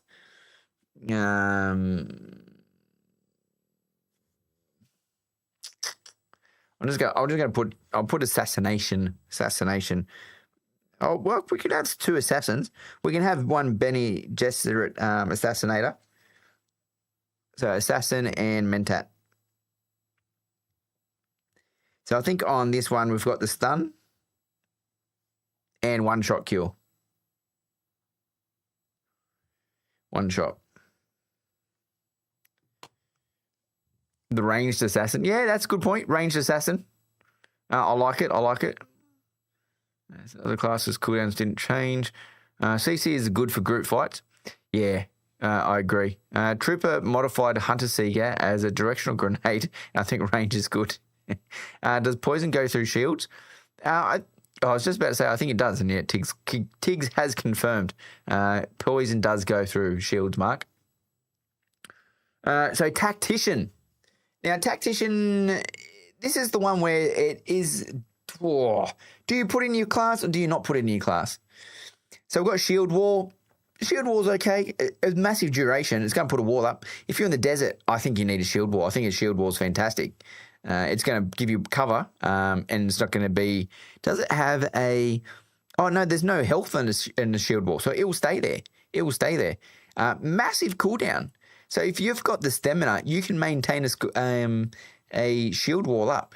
So at level cooldown duration, even from level 1, 22-second cooldown with a duration 25 seconds. So you can continually pop a shield wall. So depending where you fight, I think the shield wall is actually very good. You think poison's very effective? It depends on the damage. I just don't think the damage is high. I guess we've got a 20-second cooldown, stamina cost of 30. Like, for example, the Poison Mine, it's a Poison Capsule, I think, is the big one, and then you got the Poison Tooth. The Poison Capsule, I think, is the biggest. Why is that? Get out of my way. Poison Capsule seems like to be the biggest one. 40 damage on a Poison Capsule. Cloud Spores. Like I said, it's okay. It's not my play style, so I wouldn't play. If you're comfortable playing Poison, definitely chuck it in there. They move about too much. I found it slow. And that's what I was going to say. Can you jump out of the poison where they don't cop the maximum amount of poison? So over time, damage is 5 and duration is 8. So I'm guessing it's a dot per second of 5 is a guess. Imagine if the total damage was 5. That'd be wild. The shield does attract the worm. So if you got the shield on, it will attract the worm. So turn it off when you're running across the desert. So we've got the shield wall. We've got the gravity mine. So the mine, when triggered, uses a modified secondary phase Holtzman field to amplify the effect of the gravity in its physical area.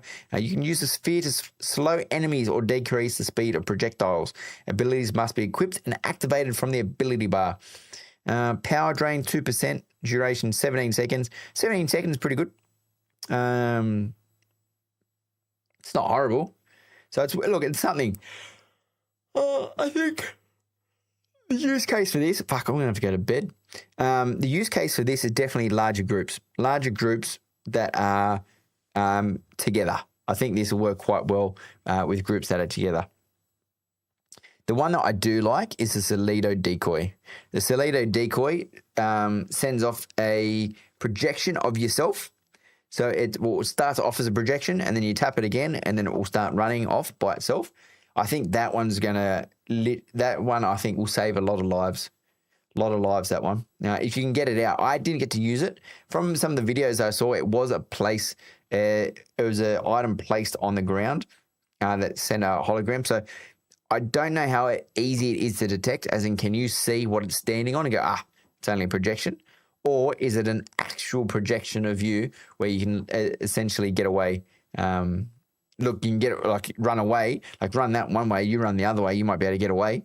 But the same again, you uncover some guy shooting a projection, and then you can come up, clear that out. And then we've got Iron Will, very important ability.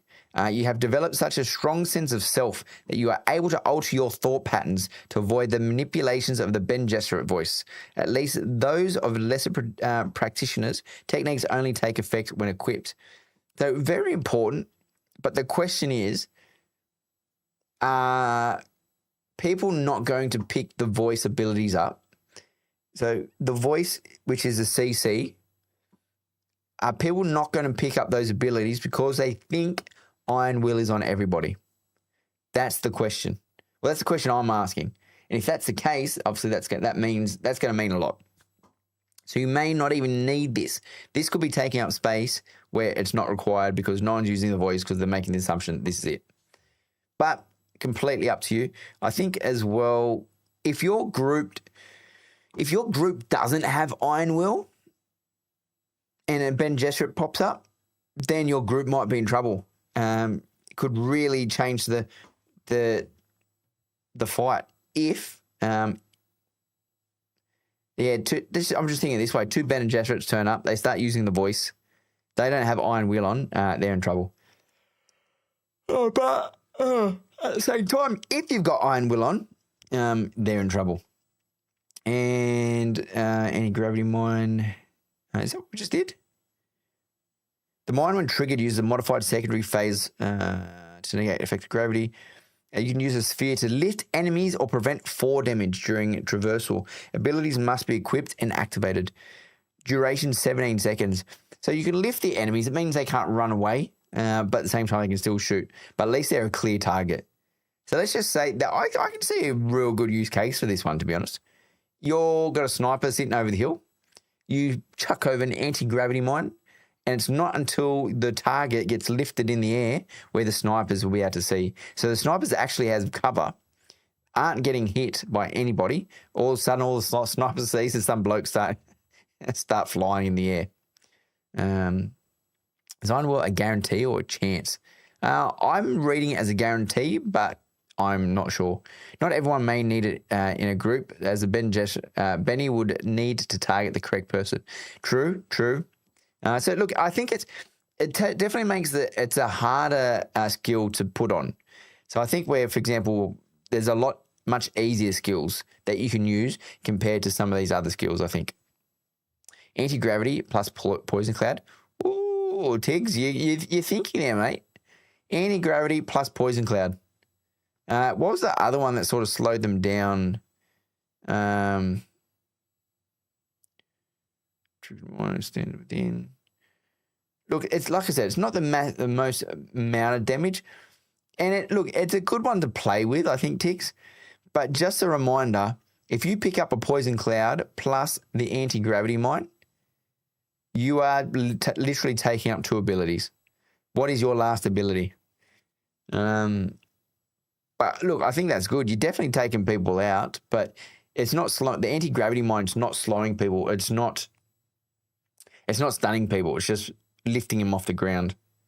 But look, it's definitely a good one. To be honest, I think it's worth a try. If it's easy enough to switch abilities around, it's worth trying for sure. And then the last one is the source of power. So you place a powerful generator that continually regenerates power for nearby allies. Though the device uses a form of nuclear fission, It's small enough to be safe, provided that is given adequate time to cool between uses. Abilities must be equipped and activated. So, who's running out of this much power? I don't know. Look, realistically, I'm not a big fan of Mentat compared to, we've done Bene Gesserit, and I think Bene Gesserit is good. The Mentat, ridiculous when it comes to sniper abilities, headshots. Outside of that, you got your little bits of poison and your what is it, Hunter Seeker. A War, I think is a great support tool as well. Solido. I think the Mentat is definitely a support class. I'm going to put this assassination tactician together, just because I feel like it's a use case support scenario, and do you want to play it? Hey, famous. You'll be speccing as a support, not pumping the damage, locking them down for others to make the kills, poison softens them up. Yeah, look, I agree, definitely agree. Is it the best at level 4? I think we'll figure that out in a second. We'll go through the other classes, and then we'll break up what we've just said. We'll pick a top 4. It's not going to be necessarily the best, but it's definitely going to be up there. It's going to be a good one. Helps keep shields up and abilities needing power rolling in guessing. Yeah, no, look, I do agree. It's a matter of so for example, the duration is 20 seconds. And did it say how long? How much? And you'd have to be on top of each other. So you'd have to put a wall up, run that. People pop their shields. And like I said, it feels like a lot of work to get somewhere when, in other words, you just shoot someone in the head and they're dead. So I'd rather, for me, I guess that's my play style as well. Charge someone, pull out the scatter gun, shoot him in the head, job done. No questions asked. So Mentat. Is there actually, just out of curiosity, is anyone here like really, other than the sniper, is anyone going to roughly go down the assassination tactician path? And we're going to work out why my sword master is the best class. So we're not doing best classes. We're doing best composition. Body control from Bene could be a great way to push a group that's in cover. Source of power plus body control. Which one was body control? Body control, as in this one. Because that was that's right. Yes, so that was the one that gave the buff there with some power. In my head, when we do things like that, I think, okay, what are we losing on top of that? Because we're not doing any damage. But yeah, we give everyone, they look great. They're all buffed. Are we just buffing that one Terminator? I'd probably do Tactician and Mental Calculus. So you think you're going to do Tactician, Soul Raver? It's interesting. Good to know. The only part I'm interested in here is the Hunter Killer. It's meant to be a one-shot. Yeah, he's pretty good. Look, the abilities beforehand, the Stunner is very good as well. I do like the Stunner and the Assassin Shot and Headshot damage. Great abilities. I definitely can't lie. Planetologist, easy one. I don't think anyone's sitting here going, if anyone's sitting here going, I'm making my PB build, Planetologist, please let me know. I just want to double check to see if you're in the guild. Because we might make some second decisions. But look, I think everyone's just going to go Planetologist purely because of things, as you know, the passives that they got. You can do your PV build famous is going to be Planetologist. Because I know another guild that might be a bit better. Just make sure you get the plus energy from Planet. I think everything's here you need to get. The Explorer, the Spy Surveyor, through research and field experience, you've learned to recognize the density of spice bed from the surveys. This ability is the most used in the deep desert. So I don't know how this works, but it looks like you definitely need it. It's a passive. They're all passive. Oh, this one's not passive. Conserve this one. So when you focus your efforts, you can reduce the power drain of every action that you take. Techniques can only take effect when equipped. So not bad. Level 3. 9%. So this one's a technique. This one's a technique. Oh, sorry, technique and passive. But yeah, I think the planetologist, very good. It's very good. It's very good. If you skip on the planetologist, you're missing out. You're definitely missing out. So that is the quickest and easiest one we're going to do. Swordmaster, he's going to be a big one. This is the one that I'll be picking straight off the bat. Straight off the bat. So you can save activities for PvP focused things. Oh, thanks, famous. One of the Discord CT has said, we're making a game where one-shotting should not be possible in the mid to late game unless you really, really are not paying attention on the receiving end and probably deserve it. Lol. Look, I guess you got the Hunter Seeker, and then if you build out a sniper, they're pretty close. They have to be pretty close to one-shotting based on those situations. But Swordmaster. Look, if they're not, a few more bullets, tap it. They just get a quick breeze will come through and they'll fall over.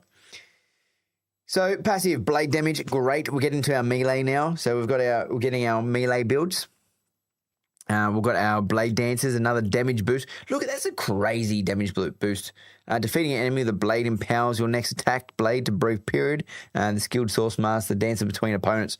So I think this is your close combat, bang, bang, bang, leaping around. I like it. Retaliate. You enter a heightened state of awareness, and your next attack in melee, you parry and counterattack with a savage reposit. Is that how you say it? That bleeds and damages your enemy abilities. Must be equipped. So very good again. Not bad, not bad.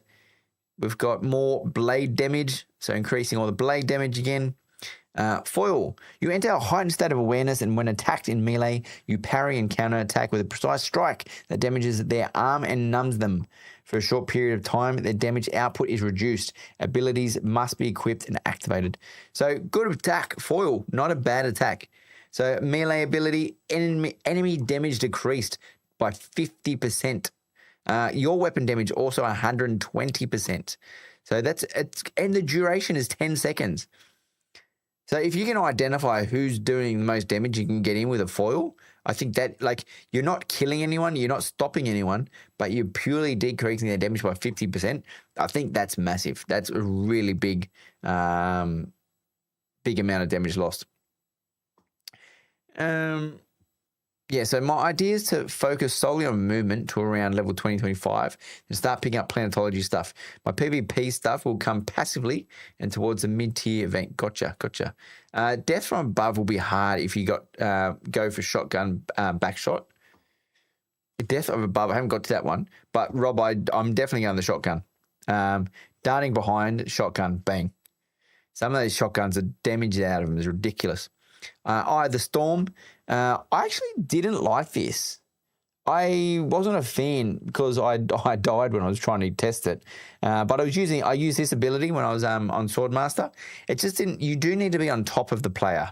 So the AOE type style as well. So if you got two or three people hitting you with swords, you can use it. But it didn't do much. It didn't do much for me at all. So I didn't like. I would scrap this ability. I think it's a legit float build.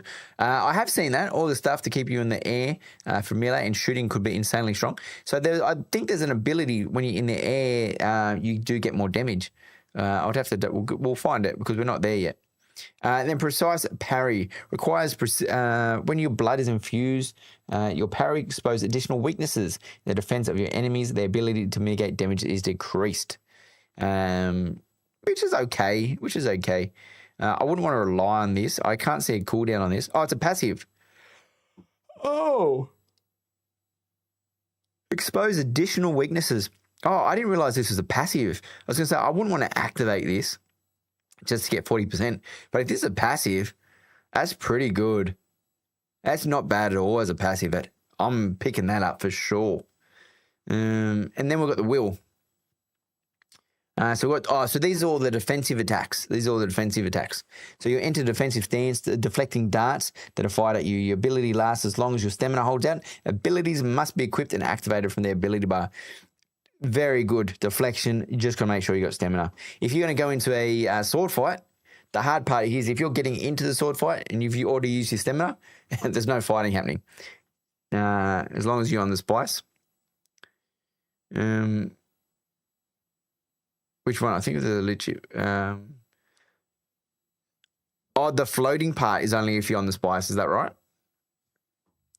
So they got the deflection, love it. Then we've got reckless lunge. Lunging at your enemy will often provide them with an easy opening to attack, but you have to learn to turn a lunge into an advantage. Sprint attacks provide bonus damage mitigation for a short while after a lunge. So damage mitigation, that's pretty big, that damage mitigation. So you can become quite tanky, I think. I think from a swords, what I'm reading here from the will, for example, I think a Swordmaster needs to be a tank in some way where they initiate the fight. So the damage starts coming to these guys because they're going to start deflecting damage. They're going to start deflecting darts coming at them. And they're just going to be swinging swords left, right, and center. I think he's a great build to be, say, a tank.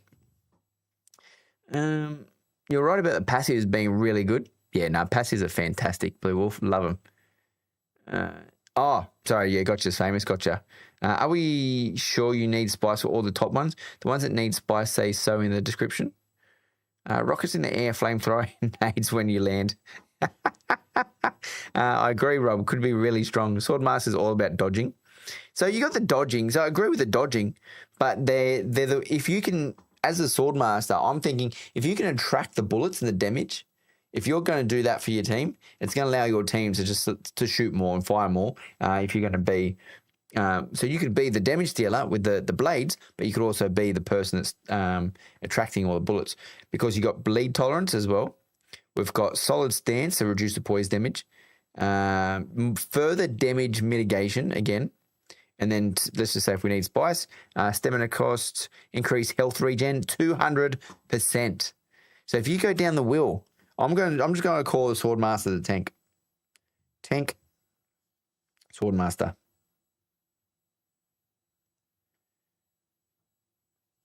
So look, very good, very good. Reduce poise damage 50%, health regen, and stamina cost. You get the will out and you start swinging that sword. You're going to be one unstoppable thing, an unstoppable beast. And then the way. Last one, the way. We know the knee charge. Everyone touched on the knee charge. Great ability. One tapping NPCs. It closes the gap. It doesn't show you how far it closes the gap, but it was pretty big. It was decent. It was definitely decent. So it really, if you were going just down the Swordmaster tree, you'll close the gap with a knee charge.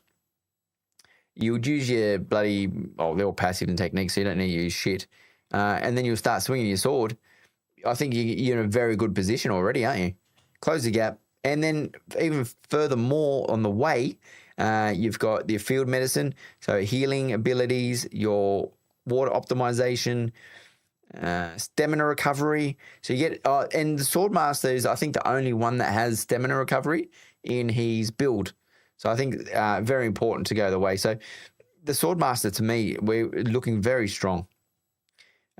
Crippling strike. So was this the one that stuns your attacker? Well, not most honorable attacks. The Swordmaster understands that there's a difference between a duel and a war. Abilities must be equipped. For a while, for being hit, enemies are slowed. Doesn't really matter. It depends on if it means that they're slow in their attacks as well. Okay, fair enough. I assume that that's just running. Inspiration. Inspiration's a good buff. Blade damage up to 35% cooldown. So you inspire yourself and your companions to greater heights, increasing the damage of your melee attacks, abilities, and must be equipped and activated from your ability bar.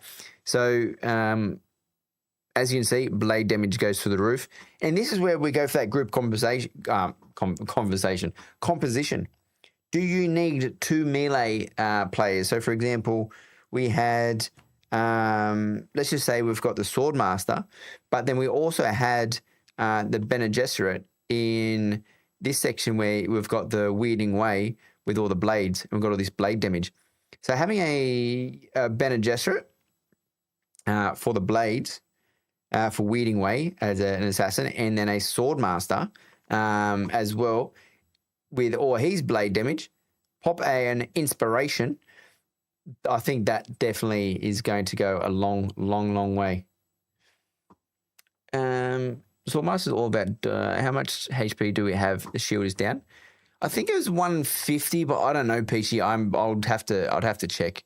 They consume 2 times stamina on dodges. You use a slow to proc your other skills. Which slow?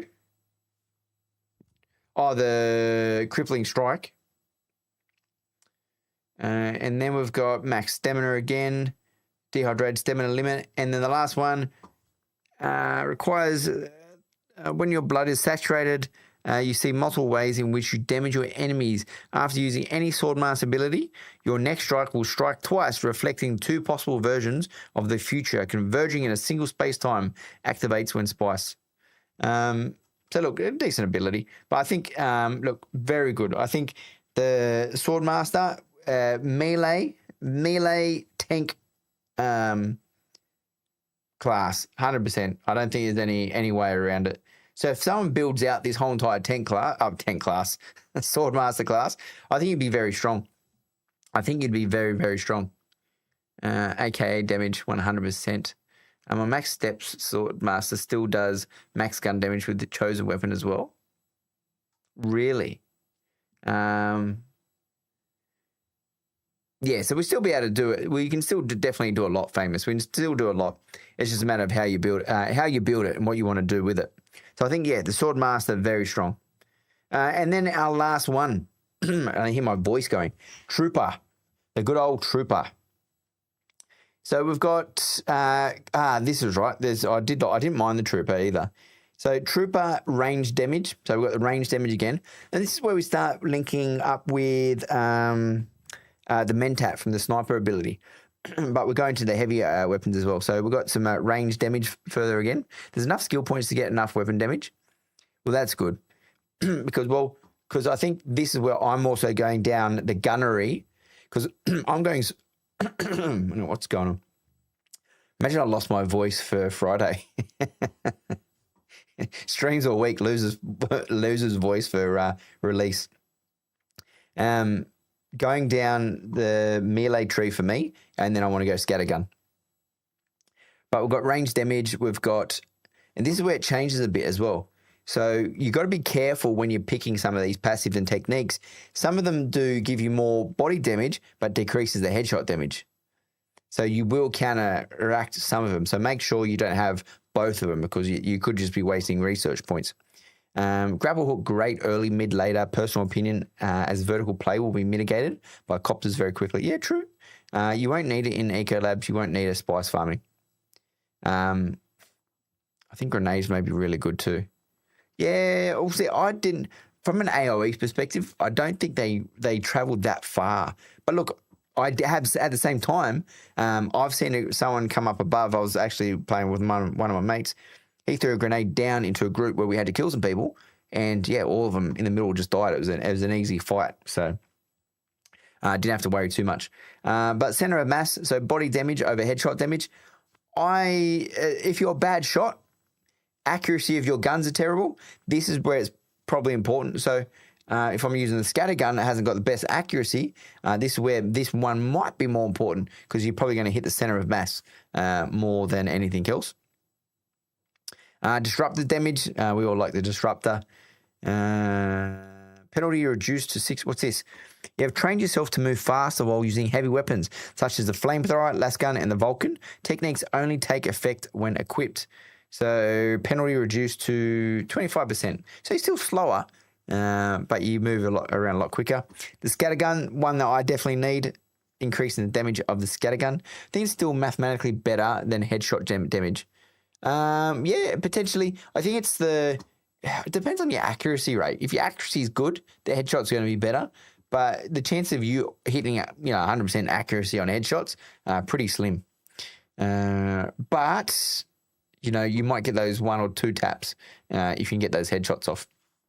Grapple will need to be 1 point for everyone for PvE. Yeah, definitely. Field maintenance, reduce durability loss, and reduce max durability loss. heavy weapon damage. If you're going heavy weapons, and we haven't been able to see the heavy weapons yet, but it's an option, definitely an option.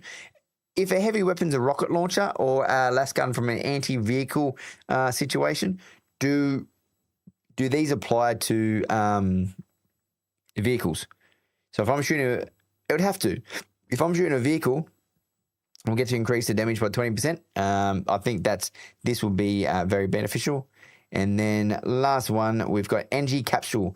You pop an NG capsule, which fills you with a concoction of neurostimulants and pain dampeners. You become detached, allowing better targeting and range damage, as well as reduced stamina when sprinting. Abilities must be equipped and activated. So very nice there, very nice. I do like this one, but you do need to go a fair way through to obviously get this one.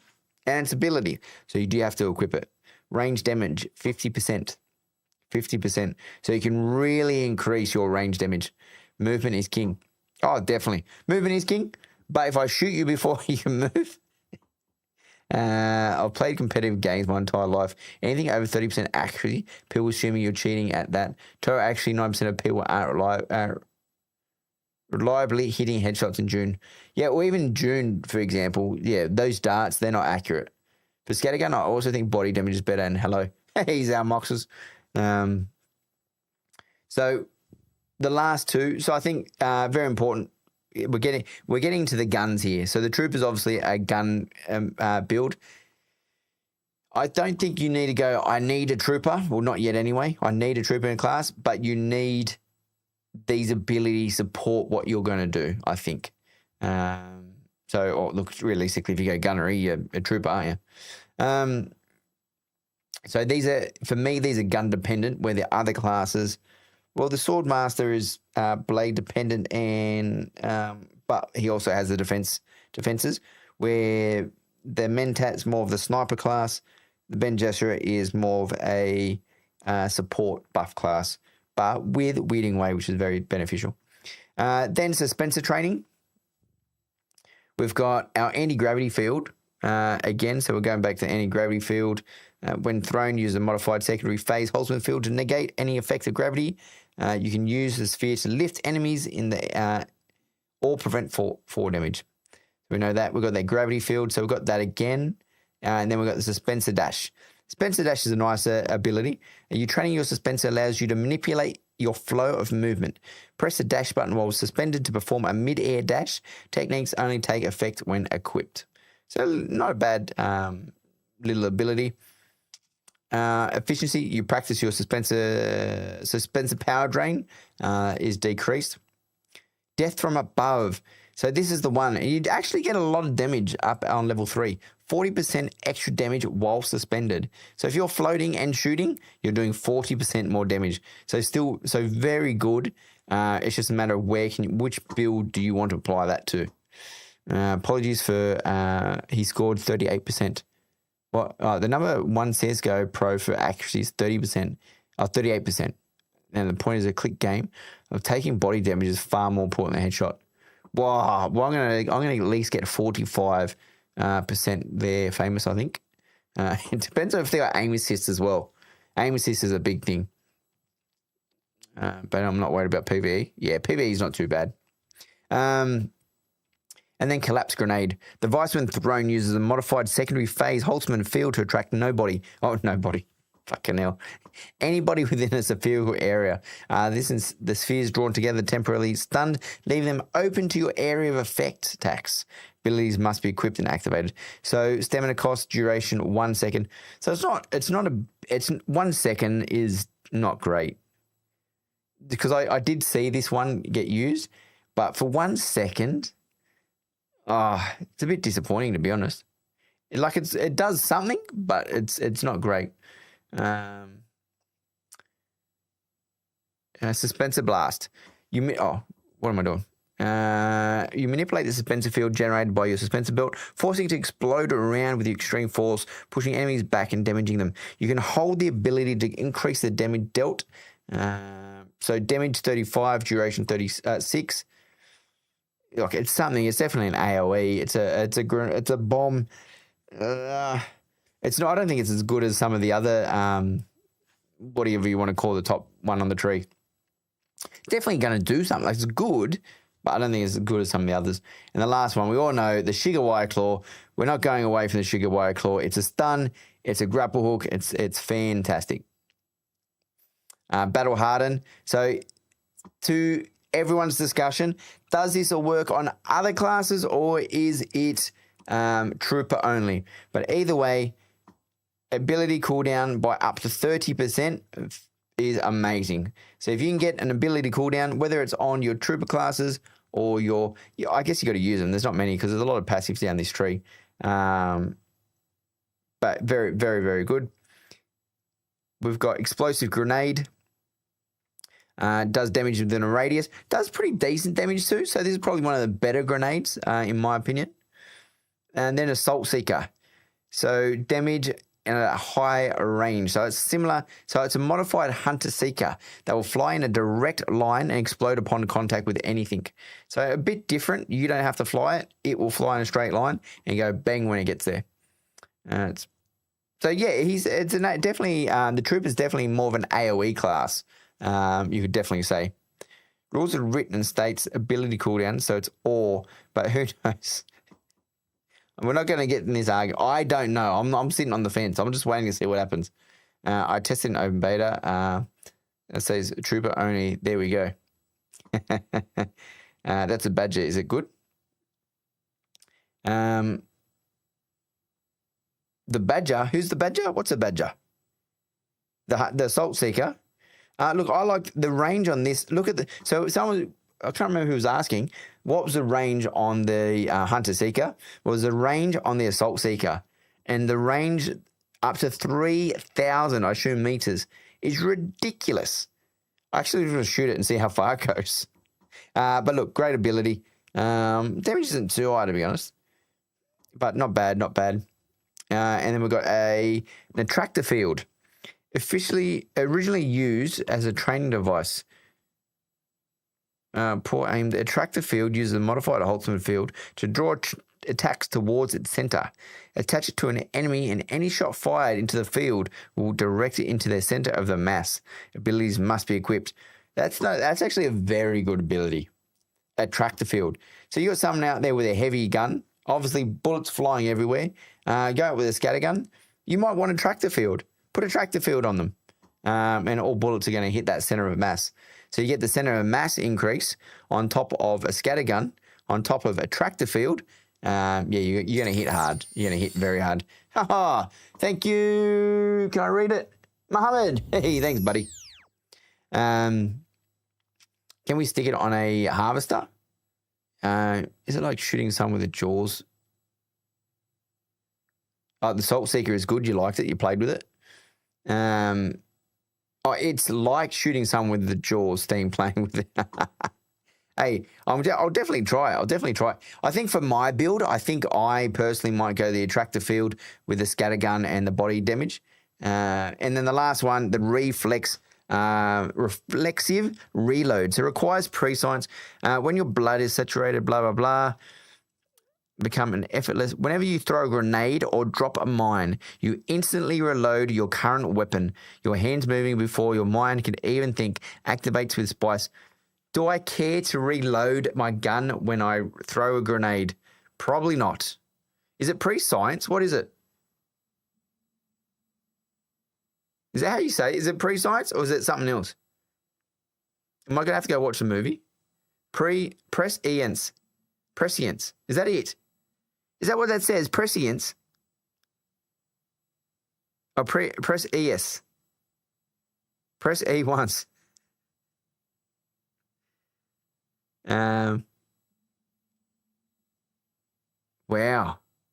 How the fuck did you get Precious out of that? For its fortune telling. Yeah, all right, fair enough. Fair enough. That's what I'm saying. If you got a bad name, because I like to call out everyone that subscribes or likes or does anything. So you get a bad name, I'm terrible.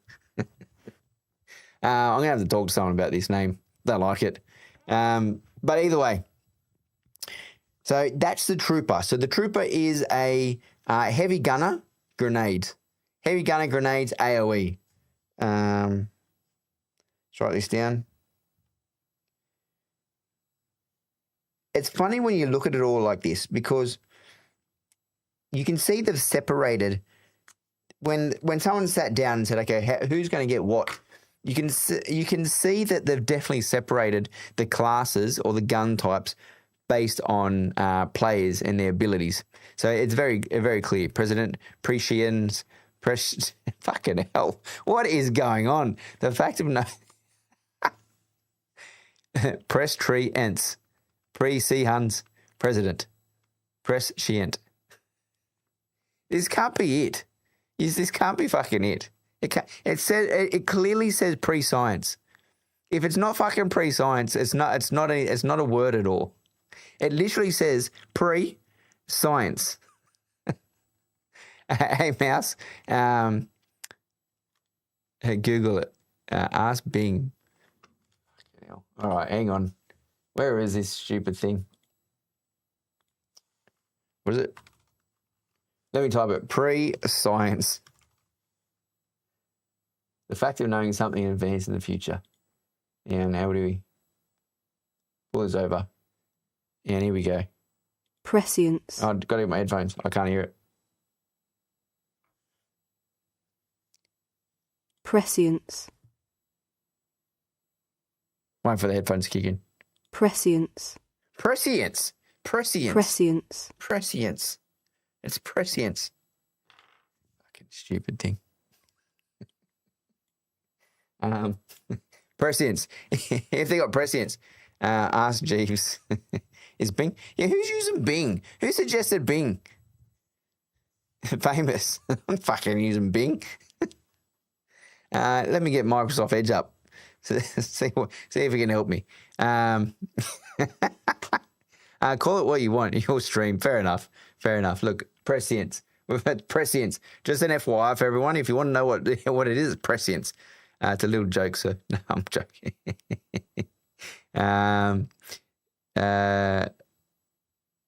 No, I didn't.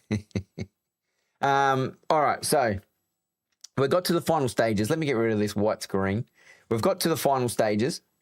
We know, so the Ben and Gesserit, from my perspective, and you can correct me if I'm wrong, I'm going to sneeze, is he's got the blades, he's got Weeding Step. I think Ben and Gesserit's very beneficial in the Weeding Step, getting behind. He's got the blades. He does a lot of work there. He does have the voice. Body control, very important. There's a lot of passives that you need in body control. For a support buff class. So we've got the darting behind, stabbing in the back, and the support. So he's got some CC and he's got a buff across body control. So whether you want to use them. You've got Mentat, which is your sniper class. So you've got all your sniper classes. And then your poison and a few little bits of nice to haves. So you like the war, the Solido decoy, there's a few grenades. So nothing major. Most important one over here, probably Iron Will is a massive one if any Ben Gesserit comes your way. What I'm picking out of this one is obviously the Hunter Seeker and the Stunner. Stunner, very good stunning ability. It's always nice to stun people. And then we've got Plantologist, purely just for everything else. Just nice to have it. Everyone needs to pump out Planetologist. So Swordmaster. So the Swordmaster is, I had him down as tank. A strong melee tank. Hits very hard. Weirdened Step isn't a voice skill though. Sorry, I missed that. I thought you were telling me I was saying that wrong as well. The Swordmaster, melee, heavy tank, definitely 100% required in any party, in my view. And then we have the Trooper. So the Trooper going with the heavies and the scattergun. A lot of damage there. The grenades, and then what was the middle one? That was just some power and bits and pieces. Any gravity field. So I think obviously the Shigarwire Claw and stuff like that. So AoE, that's where we're getting. That's where we got the AoE. So a few different classes. I probably will write these up in a cleaner way. I won't do it now. It's probably tomorrow thing why when I get a free moment. When I say I'm going to send out all these Excel spreadsheets that are currently sitting right here, but I just want to clean them up before I send them out. We've got a few potential classes. Now, throw it in the chat if you want to in regards to what you think your best 4 are going to be. So I've highlighted what these classes are. What do you think the best 4 are going to be? I'm going to smash mine out and we'll go through some of yours of what you think. 6 seconds stun it. Yeah, 6 seconds stun is massive. You always force your target to ignore you. I think people will be stacking buffs. Well, that's the thing. This is where the discussion comes, is what do we think? I 100% believe Swordmaster is, if we're going that way, that faction. Plantologist, we're just going to assume everyone's got. These classes where you've got passives in there, we're also like not Mentat, was it Ben Gesserit? Ben Gesserit, we're assuming we've got all these passives anyway, so we're not including that sort of stuff. But I think we've got Mentat, Benny, Swordmaster. So 2 Swordmasters, a Mentat and a Benny, very nice. Swordmaster, yep. Should Swordmaster be light and should be light and maneuverable? Planetologist. Mapping. Mapping might be the winner. I think people will be starting Bene and then beelining for the Swordmaster trainer. Is there a DD PvP only? Yeah, good point. Yeah, so this will be PvP. We'll make it PvP end game because as you're building up, it doesn't really matter. You're getting through the PvE stuff pretty easily. You're looking for a full offensive. You won't be taking skills in Planetologist. Yeah, I'm 100%. Swordmaster needs to be your number 1. I'll just talk out each class. So for me, tank, as a tank class, Swordmaster, I think he needs to initiate. I think he needs to start the battle. I think the bullets need to be attracted to him. I think the Swordmaster needs to pull off the bullets. As he's pulling off the bullets, I think this is where the assassin, so the Ben Gesserit, will dart in behind with his swords. So there are 2 things that we haven't done. The 2 buffs.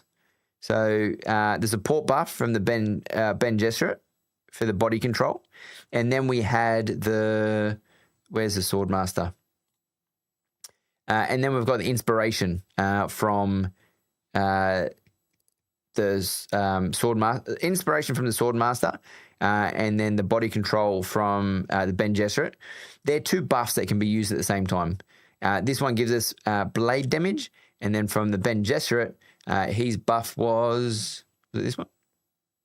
Yes, and then the litany against fear. So armor multiplier reduces poise damage. So armor multiplier reduces poise damage, and then we pick up the blade damage up to 35%. I think we're going to be hitting hard.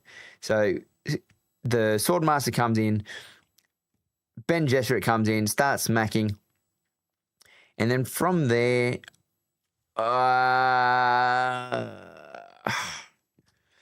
definitely got 1 Benny, 1 Swordmaster. We definitely have 1 Mentat as well from a sniper's perspective. I do want the sniper. Sniper from Mentat, Ben Gesserit.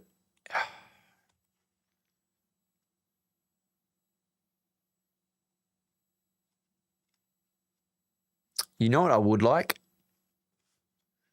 Yeah, I'm going with theirs. I think I'm going there, Soul Reaper. I'm thinking a hybrid Swordmaster with the Trooper. For my 4th class, a hybrid Trooper Swordmaster for just so we could get scattergun damage. Now pick up all his body. So you've got a lot of armor. You've gone in with a melee already. Why are you in there close already? Why not pull out a scattergun and start shooting? I think that's where I'm going to go. That's it. Swordmaster, Trooper, Ben Gesserit, and Mentat. That's me. That's me done. So we've got a sniper and 3 short, close-ranged abilities with 2 buffs across the party. Drop shield, 2 Hunter Seeker, 2 GG. Works well hybrid. No, it does. A mix of BG and Swordmaster is what I'm going, PvP. Yep, that's another good one. Look, I don't think it's the bad ones. I think it's like I said, I'll continually say this. It is purely play style. Don't make the mistake fire play. Don't bring a gun or sword to a missile fight. And the 2 sword masters keep body control up all times. They're good points. My skills is 27 trooper, 42 mentat, 44 Bene Gesserit, 88 sword master. That's a lot of skills there, Monty. A lot of skills. Then you missing reach. So I'm just going up. No, I take planetologist. I definitely take planetologist. So I'm as a given. I'm saying you've picked up the planetologist passives, but you also picked up the Bene Gesserit passives over here as well for sustainability. I think that's important. Level 200, beautiful. See you from above, yeah, little ants. It's our moxes flying over with the assault what's it called? Oh, I'm too tired. Ornithopter. Just bombing us all. Every 2 hours from respec, I think. That's not too bad.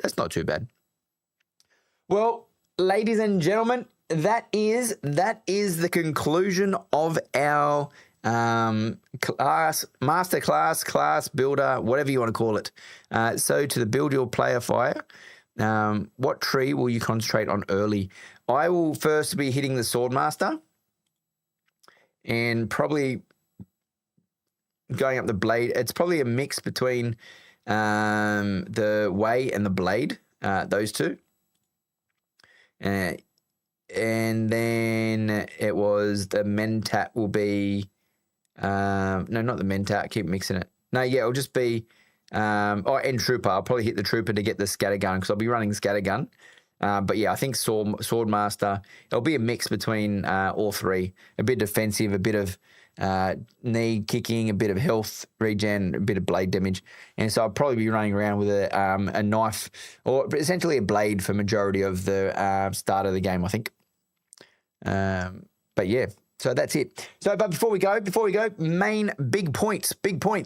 If you don't have a guild and you want to join the guild, make sure you join the Discord. Down below in the Discord link on YouTube. Sorry if you're watching on Kick. In the YouTube link, I was going to say in the Discord. Go the description. Go down. Click on Discord/Shiprekt. That'll get you in there. I promise we'll get these out tomorrow. I say it every day, but we'll get Excel spreadsheets and a few notes that we've had across the last few days. So I'll make sure we get that. And we're got a guild in EU, we've got a guild in NA, and we've got a guild in OCE. So we do have a guild across all regions. And then outside of that, we do have the giveaway. So same again, down in the description, we do have a link to a Gleam giveaway. We're giving 4 Dune Awakening early access editions away. So they are Steam keys, so you can take them for yourself, or you can say, no, send it to this person instead. And I'm more than happy to send it to a friend or family member if you win the Gleam giveaway. So like I said, it is easy as pie to do that giveaway. It doesn't. It only takes a few clicks. You barely have to do anything at all. I think one of the entries is visit Fireplay on YouTube. You don't even have to like or subscribe. It's literally visit Fireplay. So you're already here. You might as well get that point. But other than that, thanks for everyone that's been tuning in, by the way. I didn't realise people watched live streams after the fact, but they've seemed to be quite beneficial, and I think I've been getting a lot of good feedback and a lot of tips and pointers where other people have learnt things from June. So it's been a worthwhile experience going through June leading up to the launch. So we'll make sure we'll be here every night. We've only got 2 days, 1 hour and 39 minutes, but we'll be here tomorrow night, and then for Thursday night. So it's only tomorrow night. It's our last night before launch. And then we'll probably be on at least about 4 hours. About 4 hours prior to launch, where we will do the giveaway. And we will start playing, and we'll get as many hours in as we can. And then the whole weekend is just going to be grinding it out. So looking forward to seeing all you in there as well. Just catching up on chat. Looking forward to the Mentat Sniper. I want to see the Mentat Sniper. It's not my build, but I want to see it. Preload tomorrow for head start? Yes. Preload is here. It's coming 24 hours prior. Love it. Can't wait. Thank Thanks, Peachy. Much appreciated. Remember, don't rush, enjoy it. Yeah, that's the hard part, Rob. That's the hard part. Once you get in, you can't stop. It's like eating a bag of chocolate, a bag of chips. When do you put it down? Even I've made some changes to my build after your chat. No, excellent, Tiggs. I'm glad I can have an impact. Only small ones. Thanks, Bob. Have a good night, Mouse. Need the update tree. The updated tree. Greeting. Oh, man, you literally just jumped in as I'm about to go to bed. It's 20 past 10. I've been doing this too many nights, so I'm getting tired. But it's been good. It's been good. Enjoyed the content. Thank you very much. Much appreciated. All right, gentlemen, ladies and gentlemen, if there's any ladies in here, I think you're going to restart on the 10th in a new world to stay. So we're going to stay on the early servers. So anyone who starts on the 10th can join the people on the early servers because everyone joins the deep desert. And it's the same type of content. It's just a different seats that you'll be on. So it's no biggie. You started work, beautiful. Well, you have a great day at work, old man, and I'll shut up and I'll let you all go. All right, I'll catch you tomorrow night. See you guys. Bye.